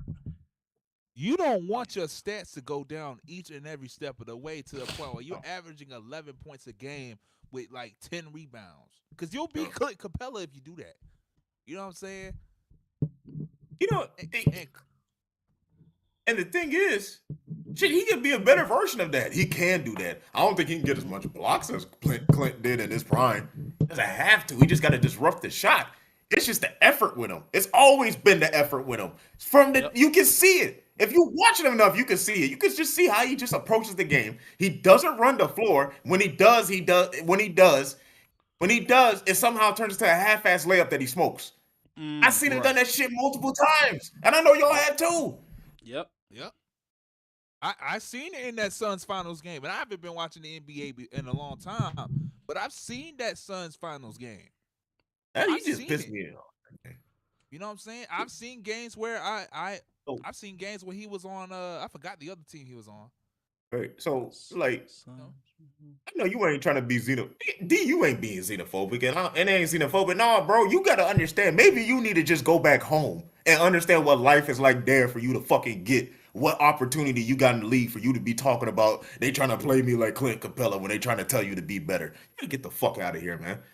Like, same shit with Michael Carter. What Michael Carter said about Jason Kidd, man, he trying to get me to play like him. No, fuck, he's not. I know he isn't. He's trying to make you understand the game. And then Michael Carter Williams, he's sitting there on the podcast. He cannot give a good explanation of why him and Jason Kidd, how he had a problem with Jason Kidd. All it just sounded like Jason Kidd wanted me to be better and understand how to control an offense and pace a game. That's what it breaks down to, and he didn't want to do it. I'll be back. Hold on. I'm gonna you good? No, that's mine. Go to bed. That's talking. That's it. Yeah, I mean, we went from the NBA, the what's it called? What was we talking about? Anti-tanking rules to talking about bigs. I mean, it was great though, because it does need to be talked about. I mean, people talk about it all the time, but it's like, man, it's sorry, y'all. Yeah. The one that eats me up so much, like DeAndre, but Wemby, bro. As I said, yeah, we talked about it, but jeez, man. Yeah. And as you said, bro, everybody wanted to be sexy, bro. They want to be sexy, but that money can make you legendary. Bro, for real. Remember when I told you about old boy at the Wizards that keeps shooting the half court shot? It's like, bro, you gotta sit him down and be like, son, if you can make that shot, you can probably make the corner 5 out of 6 times. You will get paid more making that than that shit over there. I promise you. I have no idea why you don't understand this. You do not need the ball in your hands if you can shoot like that. Facts. You don't. Facts, just get open. I promise you. I'll pay you $15 million if you can do that. Yeah, I would too. If he hits 7 threes almost like that every fucking game, like he does, where he want to shoot damn near the half court, bro. No, just get in the corner. Just get in the corner. I don't want to be a corner guy, man. They think I can't play, bro. Like that's what you got to deal with. Who we talking about now? Remember when I told you about the kid from the Wizards that keeps hitting like? Oh, Trey Johnson. Take that half court shot. Yeah, Trey Johnson. He'll take that half court shot. He can shoot, and he'll hit it sometimes. And I keep telling y'all that's still a bad shot. I don't care if you hit it or not. Yeah. But I say if you focus that energy into being a corner shooter, and you do something like Con Knuckle, because I think he could probably shoot better than Knuckle if he just focuses on the corner. But he can. And I said, bro, he could probably hit 6 or 7 threes. That's damn 18 points every fucking game. Son, I will pay you $22 million a year if you can do that shit. But like me and Rose said, it has to be sexy. It has to be like that shit. Yeah. 23, too boring. Look, Yeah. bro. Like I said, bro. Like I said, man. With DeAndre Ayton, with all these other cats nowadays in this day and age of basketball, this is part of the reason why I don't watch it now. You know what I'm saying? Because it's like, bro, we got too many tough, quote unquote tough guys, right? That wants to cry about the littlest of things that could help them win a championship, help them get help them get a little bit more money in their pockets. Money. Help Hell them yeah. become one of those players that Hell can be yeah. recognized for what they do on a team, and yet Right. they want to be so focused on, well, hey, if you don't like my game, then you don't need to have me here. Then you know what I'm saying? Don't make sense. Don't make no sense. At all. You you break it down, it don't make sense. It don't. It's just like, bro, why you play? Like, okay, so like why do you play? Damn. Like, and then like you said, with that same attitude, they'll switch up on the fans. Like, bro, man, y'all ain't recognizing my game no more. Man, y'all some hate. Like you just said, man, y'all some haters, man. Man, nigga, this ain't no fucking hoop mixtape no more. Everybody kissing your ass, man. You play to the NBA. You get in the NBA to win games, to win championships, bro. If you not that, then yes, you get discarded to the fucking sideline and lost in history. I'm sorry. That's how it works. That's how it works, man. I this need is that's some what I'll fucking say. pride to your game, man. And this is the last thing I'll say about this too. Yeah, this is my last. You played high school and middle school. Some of us, some of them played from when they were little young bulls, I call it, right? Yeah. When they were young bulls, right? It went all the way up until the NBA, where most cats won't be able to make the NBA in the regard, right? I think it's like 4 years you make the league. I mean, it's like the max that you stay in the league. It's like Yeah, 4 the average in the league is about 3 to 4 years. Yeah, 3 to 4 years, right? Ayton is in his 6th year. I'm just only putting it on him. Ayton is in his 6th or 7th year right now, right? Yeah. Why the hell would you want to waste all that potential, all that time, all the hours, all the things just to say, just because you don't like how a person is telling you to run your offense? You know what I'm saying? Like, bro, we would love to be in the NBA right now playing basketball, doing stuff, and getting paid millions of dollars. But we're podcasters. You doing the best thing, one of the best things in the world. And you over here complaining. Not only him, but all these other players, because they feel like they get threatened by how their, manhood is towards basketball. Like, it don't look sexy enough. What you mean? No. You telling me I'm sorry? That's what I'm saying. It's about even these retired basketball players be hating too. Yeah. Like, I can't stand some of them as well, man. I really can't. Yeah. Because they act like everything was supposed to be their way, and it's not. If you play the game the right way, it will be on your favor. I guarantee you that. Even someone like Andre Miller. Mm-hmm. You know what I'm saying? Like, Let me give y'all a good example, man. Of somebody that just does their job. Mitchell Robinson for the Knicks. Yes. That kid right there. Yes. His job is to go in, get boards, and disrupt defense. And, he can score a little bit too in the post. He's not the best post scorer. That's probably his least talent. But defensive rebounds? Yeah. And offensive rebounds too? Yeah. Max? That's his shit. Run the floor. Mitchell. First one and down guess the what? court. Guess what? He gonna get $100 million. That's the thing. Somebody gonna pay that man. Hey, look. And they were talking about him being in the trade market. They were talking about him being in the trade market these last like 4, 5, 6 years, right? Yeah. Yes. These last 4, 5, 6 years. I think he's maybe 4. 3. Knicks don't want to let him go. They don't say. Think about this. They don't say that Mitchell Robinson doesn't even have nowhere near the talent as the top centers like Jokic or Embiid. Nobody can run the floor like Mitchell. Nope. He's not the fastest. He ain't. Nobody runs with that intensity. Nobody. I'm sorry, bro. The game is still the damn game, bro. I'm going to take a transition guy, a high energy guy on offense and the defensive boards every day, then a motherfucker that's just going to give me an empty ass 22. I've said this before too. Mm-hmm. I will take the guy that's on the court that's going to give you 110%. That's like Colin Sexton. Even though we know he's not on the level of, probably Ja Morant or somebody. But I would rather take his doggone ability to want to play the game with the intensity than to have someone on the court that's going to be crying about how they want to play. And that's Colin Sexton. You know what I'm saying?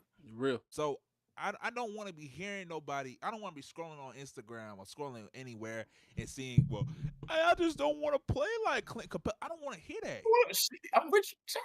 You ought to want to play like Clint Capella. You right. Yeah. And the fact is, I think he really did take it in the wrong way. This is the last thing I say about it. I think he did take it in the wrong way. It wasn't necessarily saying be Clint Capella, but add what Clint did to your game, and you don't understand that you can be so much better. And this team can be so much better than what it is. Better. Yeah. Hey, he better be talking about what Clint Capella is now, because if you say that, then yeah. But he's still doing damage. He's still producing. Yeah. Still 4 blocks producing at 31. Like, Hey, and I don't know if you know, but usually the team that rebounds more got a likely chance to win the fucking game because they got second chances. Mm-hmm. They got second chances to score. That's kind of how the fucking game works. You got to put the ball in the basket. Yep. yeah, man. That's all I'm gonna say about it. You know, we can I'm talk done about talking this about all night. We can. But at the end of the day, man, if you're going into the league, trust me, we're podcasters and we know we aren't in the league. But if you're going into the league, whether you're in middle school, high school, whether you play in what they call, like, when you were little and you played basketball, you about to go into the league. You know what I'm saying? Have a good mindset when you're on the court or when you're playing sports in general. You know what I'm saying? Don't be complaining. You're getting paid millions of dollars to do something, one of the greatest things in the world. Absolutely. Man. And playing Absolutely. basketball Sport, man. or football. Yep. You know what I'm saying? We would love to be paid millions of dollars and not be sitting here right now. We would love to be, doing our own thing, businesses and stuff like that. But you got to get focused up, man. You better stay positive or you might as well not even play the sport. So Absolutely. I think I got my last thing on this is that the fact that our criticism comes from passion. Yeah. I like a lot of the young guys in the league. I see the potential in them. I really do. I really just feel like I told y'all before I had kind of conversation before on the podcast where I said I think a lot of coaching and development is just leading these kids astray. Like all practice the same, all want to play the same. It don't work like that. That's not how we win basketball games, y'all. It's not. So it's just disappointing when I see vets like Ayton, because Ayton's a vet now. At this point, yeah. Say something like this because he's gonna keep on that same attitude for these already privileged, pampered kids. Now, in the first sign of adversity, now they want to behave like you. I just find that disappointing. Oh, that's my thing. That's my thing. And hey, like we said, this is not anything personal. We're not being, is it called xenophobic? We're not telling someone to go home, to their foreign land. We're not doing that. We're not racist. But what we're saying is, you gotta have the mentality to be in these sports, whether it's football, basketball, soccer, whatever it is. You gotta have the mentality. You can't compare yourself to other players because in the end of the day, you want to be better than other players without being talked about it, without talking about it. You know what I'm saying? Yeah. So Yep. that's all I gotta say about it. That's all I gotta say about it. That's we're gonna leave it on that. That's perfect. You want to be talked about. You want to be talked about being better than players without having to say it. That's it. Then do it. They won't talk about you if you just do it, dog. That's simple. But I know the last segment, we'll just talk about NBA scores from yesterday. We had some pretty good games, man. The Sixers beat the Heat 124-117. Tyrese Maxey had 28 and 11. Joel Embiid had 26 and 11. He played 31 minutes, y'all. So it looks like Joel getting a little more time. VJ Edgecombe down there played 40 minutes. He played 39. He had 19 and 8 on Miami side. Bam been killing silently over there, but it's Miami. They don't got a lot going for him. I didn't even know Tyler Hero was back, y'all. But Bam dropped 29 and 14. Tyler Hero dropped 25 and 7. Pretty good game, man. Just back and forth right there. KD and the Rockets beat the Orlando Magic 113-108. KD played 40 minutes. He dropped 40 points, 8 rebounds, 3 assists, 2 steals, man. Reed Shepherd dropped 20. Shout out to KD, man. Darn near what KD about 37? Shit. He about almost 40 years old. Woo, yeah, man. Dropping 40 on them boys, but KD a hooper, man. 40 minutes. All levels of scoring, bro. KD knows. Shit. Hey, I'm gonna work my way up. 40 minutes for him. Yep. Tough. And for Orlando's side, Bane been hooping, y'all. He dropped 30 last night. Banchero dropped 19 and 8. Bane, golly, man. Yeah. I just wish that team would work, man. That Orlando team, man. It's like, damn. I think They they got just some missing a pieces. guard. Yeah, I think they because I just know missing a Wagner point. out, They right? I think Franz out Yeah. right now. So Franz out for the season, or is he coming back? I think he coming for back. playoff But time? even when he came back, I don't know. They just can't get it together, man. I don't know what kind of guard they technically need, but They need somebody to control the offense. I mean, we were talking about that because last year Cheryl in the plays too draft. slow. Well, yeah, man. I mean, my thing is, I got a problem with Banchero handling the ball, but Nah, don't. was Banchero handling the damn ball on Team USA? No, No. It was not Okay, yeah, allowing because that. he a power forward. power forward. Like, slipper. bro, no. When Banchero It was was- handling the ball, he is looking to score for himself. Literally. And that's just who he is. That's what I'm saying, I bro. my bad, D, but I have no idea why Magic. I thought they were really gonna get a point. I really thought they were gonna go get them in from the Nets. I have no idea what the hell the Nets are doing with him. The Nets are trying to turn him into like a small forward or shooting guard, and that's dumb as hell. They took the best ability from him was just passing. And They took that from him. I'm just saying, in Orlando, he would have fit because they're would've fit big. perfectly. Everybody's big as hell. Would have fit perfect. So I don't know. I think with that being said, Cole Anthony's out again. They should have just kept Cole Anthony. If anything, to have him kind of like run the offense. And they can still get him because he's back in free agency. So go Right. after him. By playoff time. Like, yeah. done. Because I think Suggs and stuff like that, I don't think that's gonna work out. I mean, at a time it looked nice, but I don't think. Nah. Yeah, he kind of he's on his last run. I think the injuries finally caught up to Suggs. So. Yeah, man. Shoot, I don't know how he would have been at quarterback, y'all, because he was a 5-star, by the way. The Spurs beat the Nets. I mean, 126-110. Champagne dropped 26. Wemby dropped 12 and 8, 5, 2 steals, 2 blocks, 3 for 9 from the field, 0 for 4 from 3. As we said, man, I don't know. But Michael Porter Jr. dropped 25 and 14. Denham dropped 6 points, 5 rebounds, 9 assists. As you said, passing is his strong suit, but I don't know what they're doing with him. Can I ask you a question? I know you What's do. up, brother? How many shots? For Wemby? No, for Michael Porter. Denham? This guy. Michael Porter? 9 for 22. Hey, MPJ gonna let that bit fly, man. Y'all know it. Y'all know he gonna let that bit fly, man. You know what I'm saying? That's another one. You already know why. I already look at him as a ball hog, but I just need to know, But- man. Look, I'm cool with MPJ because he can do that now. Yeah. But with Denver, he had to calm it down, obviously, and just be that catch and shoot type of guy. he So did, I think he right. can play in My both thing is- systems or fit anywhere for anybody if needed. But And Michael Porter got so much. He got so much height he does. and length. Surprised he don't. Yeah, he should play like KD. I have no idea why he don't know how to score on all 3 levels yet. He don't. He don't know. He doesn't know how to. He gonna sit there and lie to you like he say, no, he don't. He don't. Yeah. He'll pull up demon, think though. He gonna Michael pull up, but as you said, all 3 levels He is gonna different. pull up at all 3 levels. And I think he's really kind of an average free throw shooter, to be honest with you. He could be better. I ain't gonna lie. Definitely Michael could. Porter, this is just a. But I think it's the man, first Michael season we Porter- kind of seeing him healthy. So it's like he chucking them up. I don't know how it's gonna go after this. I don't know if people want him or is he gonna stay over there and just kill.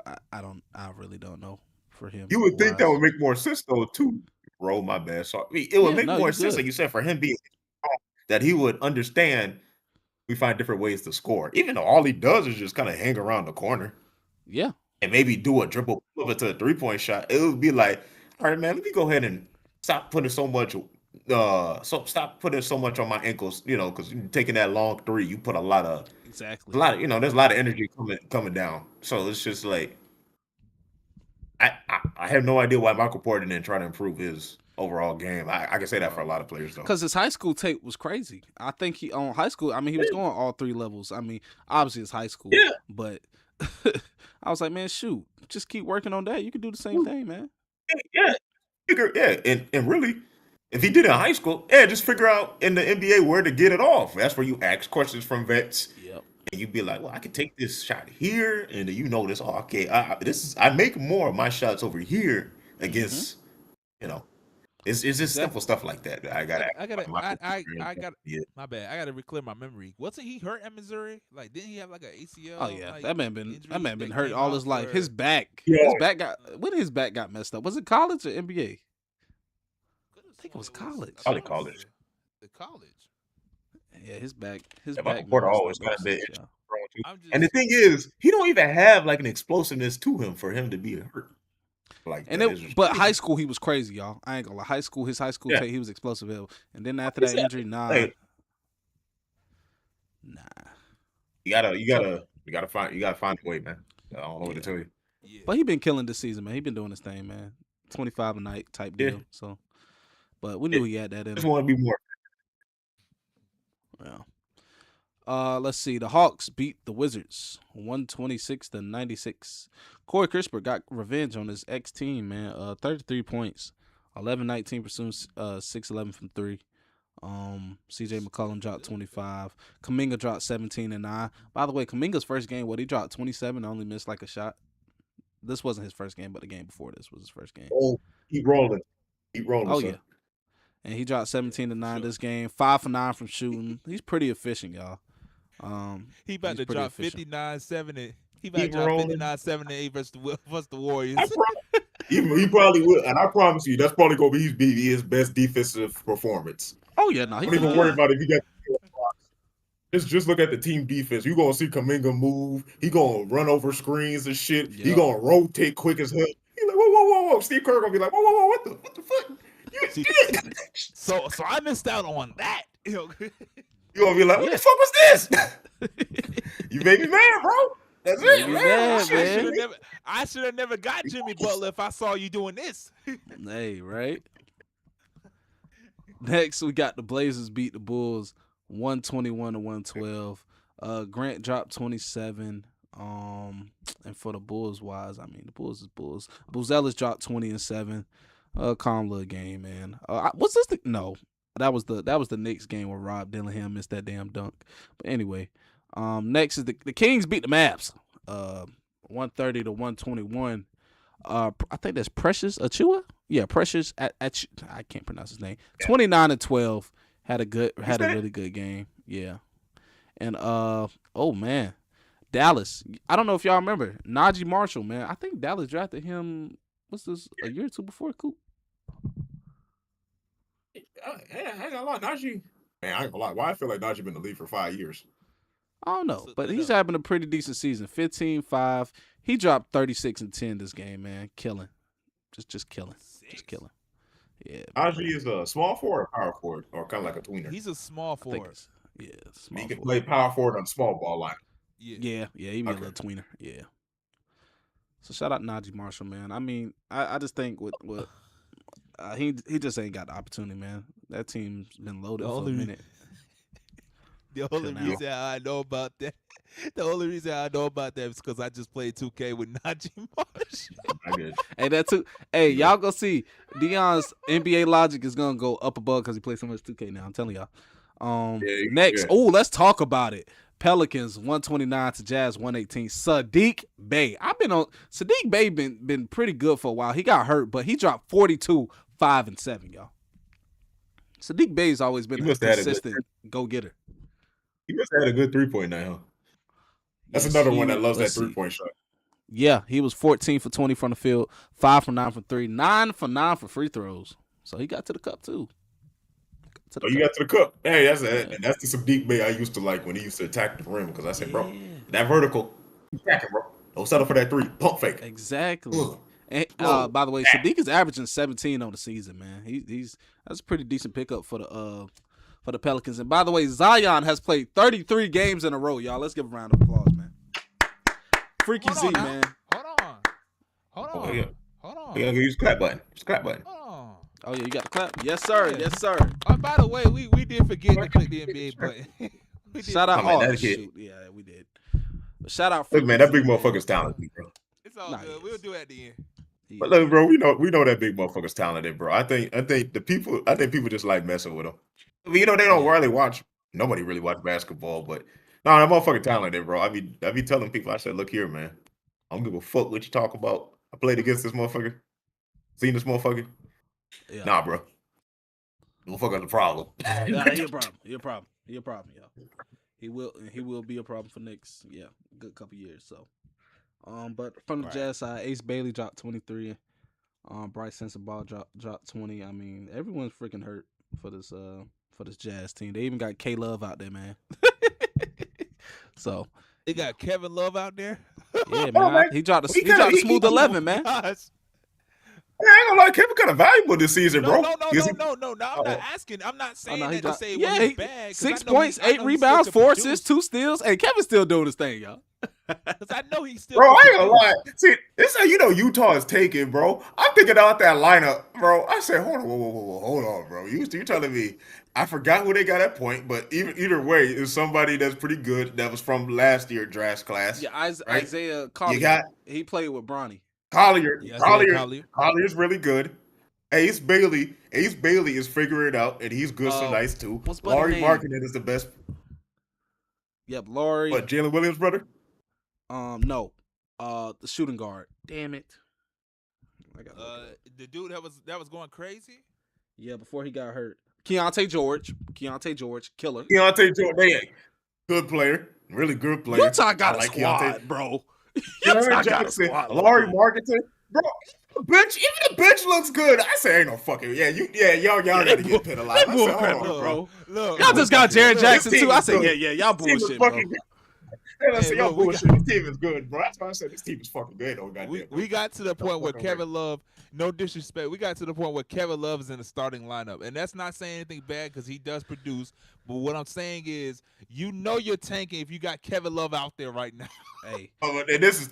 Let me just say this, y'all. Old ass. After the trade deadline, and everything, everybody got to get surgery now. All the starters done had to get surgery darn near or something. Or yeah, exactly. They did the same shit last year. I said, bro, come on, y'all ain't even hiding this, bro. And they got Ace Bailey, from it, and doggone next year, he's gonna be probably out the lineup too, bro. Because they looking like they trying to get AJ. Like, god dang, bro. My thing is AJ don't even fit. AJ don't even fit well with the team what they got. But they really need somebody. They got the bigs. AJ, because AJ need the ball in his hand. Yeah, he do. He do. If they really need a top and fire lottery pick, they just being selfish. They need a team fit. They got the team. They do. That's the crazy thing. Utah, you got Walker Kessler at center.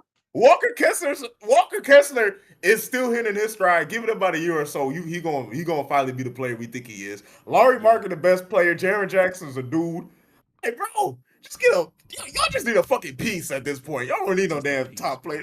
This team, bro. This team can give OKC fits in a damn 7-game series. Yes, they can.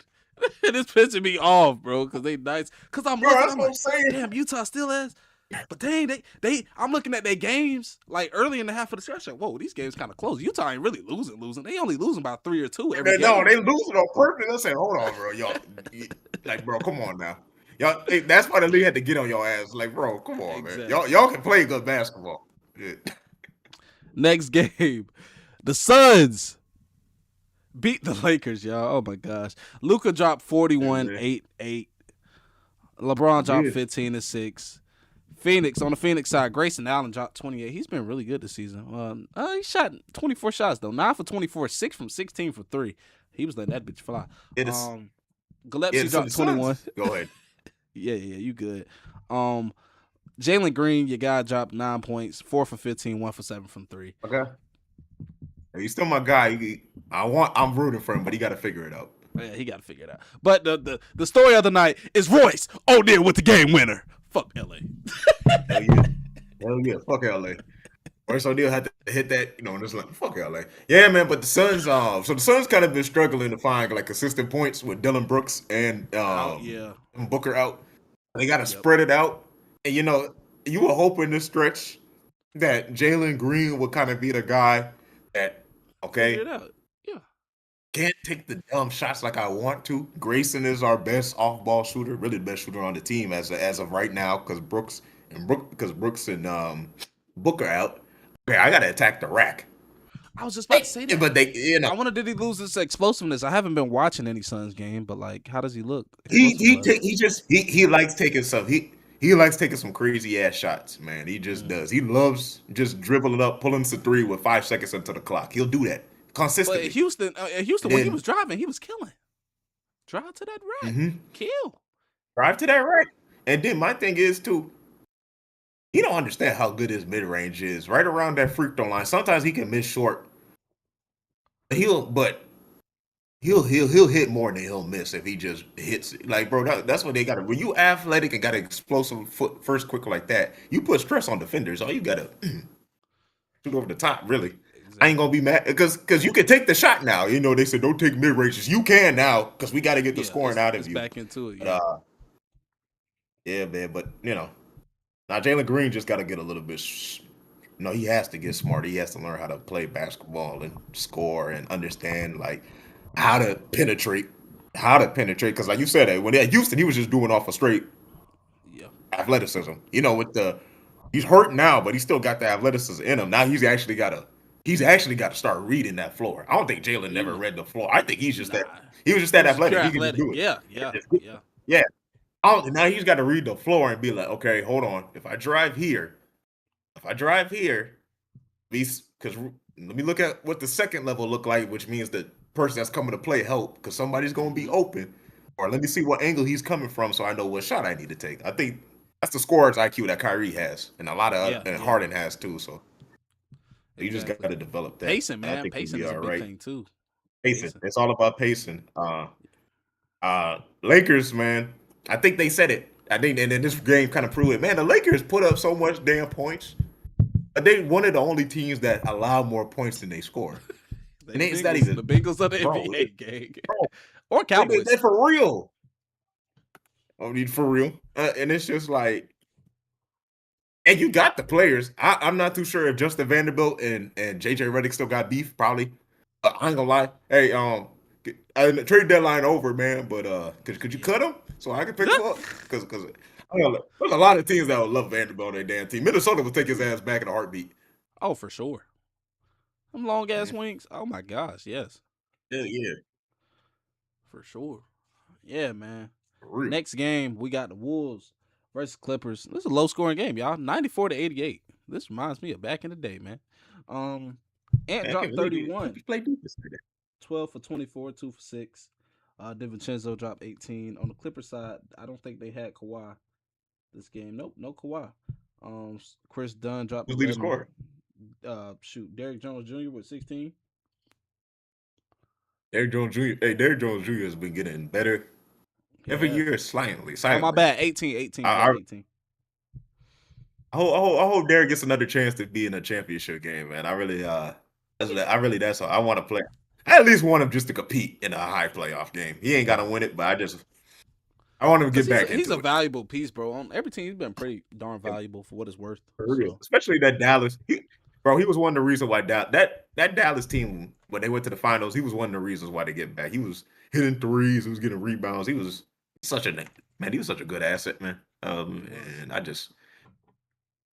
I'm proud of it. I ain't gonna lie. It sound weird, but I'm proud of it. Man. He went from just being the dunker to that. The dunker from Miami when they drafted him. That's what I wanted DeAndre Jordan to do, but I'm gonna have Derrick Jones made up for it though. Facts. Agreed. Last game, as I said, these games weren't in order, but last game to talk about is the Hornets beat the Pacers 133-109. Guys, we're 10th in the East. We are 29-31, so we're almost evening out at .500. So we trying, making that play and run. Diabate came back this game. Bridges came back. Brandon Miller dropped 33-7 for. Hey, Brandon Miller's what we expect Brandon Miller to be. Go give me 28 to 30 a game, bro. You're gonna do it. Yeah, he's the guy. He's the guy. Khan dropped 28. It's kind of sad that. Go ahead. Yeah, you good. No, you good, man. Shout out to Knuppel, man, for setting that rookie record, man. I think Knuppel does a lot of role that I want a lot of cats to do. Hey, man, just catch and shoot. Just catch and shoot, bro. Do you want to know how you last long in the league and make money doing that? That's it. And catch the ball downhill. Hey, Connect trying to get playing time, man. But shout out to Knuppel, man. Shout out to that y'all other rookie center too. He does his job. This Hornets team, I was looking for them like, bro, I really hope they blow out this Indiana Pacers team to send a damn message that like we arrive. and they did because in the third quarter, and I gotta watch that third quarter. Basically, well, shit. Look at it, raw. I think it was they held them to damn single digits or like 11 points, ain't it? In the Yeah. third quarter. Let me see. Dog. If I can Oh, find it. dog. That's what I'm saying.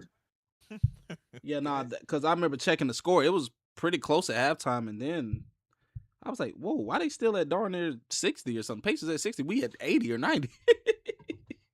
Oh, that's what I'm saying.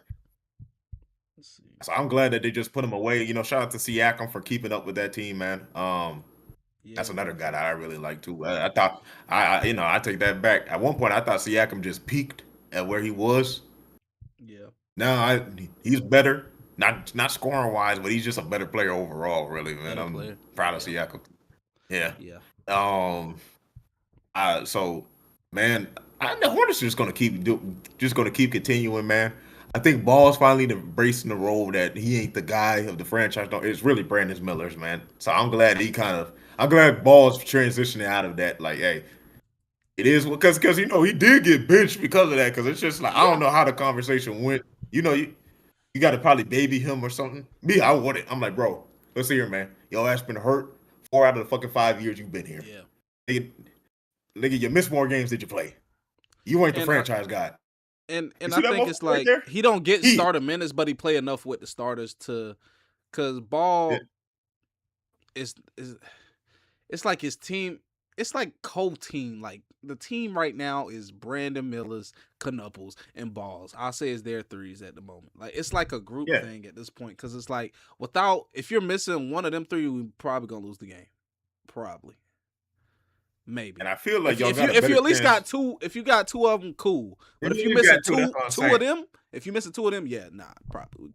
I ain't gonna lie. I would say this. You would prefer Ball to be the one that's missing. Yeah, nah, you probably prefer Ball to be the one that's missing. But I love the way that Ball still just play makes and as you said, he's accepted Yep. his role. Like people was like, oh no, get this coach out of here. He benched him, but shoot, it was for the better. You see how That better needed to Ball is happen. playing. He's playing winning. I mean, I wouldn't say Like, he was yeah, playing winning basketball beforehand, but he can still be free and still get opportunities for his teammates. In the yeah. limited amount of time of minutes. And it's a lot of defensive switches that the coaches makes in certain times. That's why Ball isn't in the game because he's not the best defensive player. You'll see that. So like he'll trade him in for like Grant Williams or something like that. So like you know what I'm saying? So it's pretty cool, man. I like what the coach Yeah. is doing. We'll see how Like, how it fares out. y'all still made me mad as hell for that Colin Sexton shit, bro. I really thought. I said, bro, Yeah, nah, man. it was that was Because interesting still to this day for me. I don't know. I don't know why, but Kobe the White, as I Sixers, said, that's he what I'm cool saying. Because addition. if they, my bad, I'm just that Yeah, you that good. it throws me off because it's like, well, Kobe White and Colin Sexton are the same player. Kobe White's the Yeah, better offensive player. Sexton's the better defensive player. literally. So it's just like, but it ain't that much. I say that I don't think Kobe White will ever be the intense defender that Sexton is. But No, Sexton can score just as well as Kobe. I So I agree. was like, I don't know what they wanted As I said, out of that. I think they I don't think he'll be here for the next couple. I think that's still be a yeah. trading piece in the future. But I don't know, Yeah, man. because I thought Shout Sexton out was gonna Kobe stay White. here for this. Man, Yeah, dang, bro. Yeah, but yeah, man. That's all the NBA games, man. Dion, I'll let you wrap it up, brother. Real quick, I'm here some clicking. I don't know if there's some boys upstairs. You know, I got you. if they're knocking on the door, but if they are, then either way, y'all already know. Real quick, y'all. If someone says no to something, right, just let them be. You don't have to force it on them. You don't have to be acting weird, like, oh, you don't want to go to this bar. Let them be, man. You know what I'm saying? I'm a grown man. I could do what I want to do. If I need to do it, I need to do it. You're grown people. You know what I'm saying? Let people live. And stop acting like they have to be like you in order to be, themselves, man. Like, for real. Either way, seriously. Locked in podcast, man. Thank y'all so much for watching. We hope that y'all enjoy this one, man. I'm gonna end this off like with this again, man. We appreciate y'all for spending time with us, talking about the quarterbacks, talking about all this NBA and combine stuff, man. We ain't done yet. We still got so many more players to talk about, so many more positions to talk about. With that being said, man, I'm going to do something a little bit different. So Roland and OG. So if you were to rate this not podcast, but this combine, position from 1 to 10, like just QBs, what's the rating? Like all time or just like for the past couple I'm years? just talking about for this. I'm just talking about for this draft. Like with a quarterback prospect? Yeah. You just do the rankings? Yeah. I can't give you 10.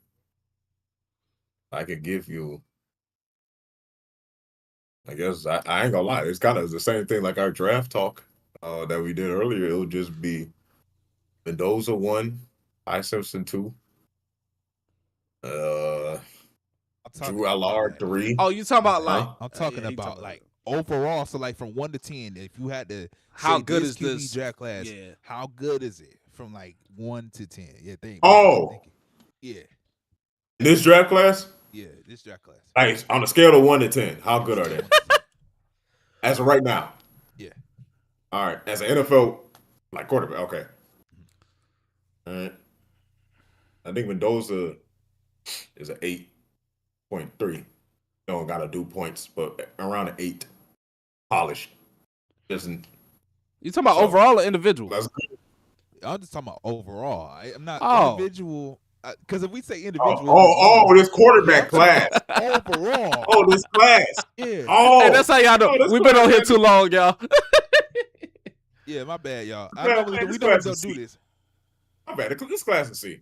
It's a C. All right. There's too many damn projects for me. I don't know.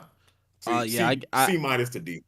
I give him a 5.8 out of 10. As you said, it's a lot of backups or people that's not gonna make it type deal. Yeah, project deal. So, all right, I'll end it off like this. I'll give it a 5, a 5. But y'all give 5 likes on each time y'all look at our videos, man. You know what I'm saying? We thank y'all so much for watching. Thank y'all so much for watching, man. Y'all make sure to hit the like button. Real quick, let me read the scripture of the day. It was something that was a little bit, I need to find a sound for that. That would be cool. I don't think they got one, but if you can find it, let me know. Probably because remember we used to have this thing where we used to play. He turned it on the the little roadcaster. I can add it. We used to play the Todd Tribbett little thing down there. Yeah. But yeah, the scripture of the day is Ephesians 5:1. It says, "You are God's children, and He loves you very much. So you must try to be like Him." So you know what I'm saying? You can't be like Him, but try to be like Him because you ain't gonna be perfect. You ain't gonna be, this perfect being walking around on earth. You know what I'm saying? Yeah. But again, man, just try to be like God.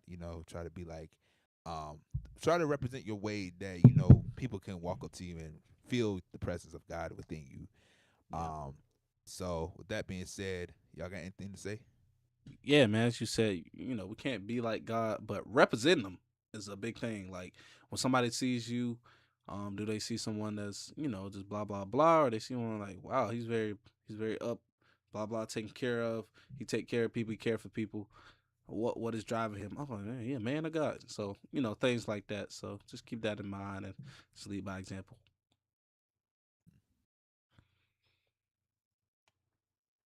I guess you got nothing to say. Yeah, I ain't gonna lie because I ain't listen. I'm sorry, something caught my attention. No, you good. Last thing, hey, Raven Johnson, we gonna miss your ass, man. Damn, this is a good 4 years. Ooh. That's it. That's all I gotta say. Raven Johnson, man. Shout out to my South Carolina coach. We gonna miss you, Raven. Yeah, man. All right. If you want to be on the podcast, we want people on this podcast, so y'all make sure to come on, man. We trying to get people on. You don't have to act weird. You don't have to remove people from your doggone thing just because someone asks you straight up, hey, you want to be a part of a podcast, and you know who. And also that being said, you know, we of course, man, we don't fake the funk around here. You know what I mean? We want to be. I'm taking OG's word, right? We don't fake the funk around here. You know what I mean? Because you know we people. You know, our social lives are different. We might do things a lot differently that we do. You know what I'm saying? But they'll judge us based off what we do. You know, because we would love for you to be on the podcast. You know what I'm saying? I'm still gonna act the same way as I do off the podcast. You know what I mean? So that being said, if you want to be on podcast, of course, join us. Uh, we'll let you know schedule. We do it Fridays anyway, so you don't really need to know schedule. But someone, I felt that when I had drunk so much lemonade, I felt that. um, but again, man, y'all make sure to subscribe, like, and share, man. Thank y'all so much for watching. And remember to stay locked in. And we are out.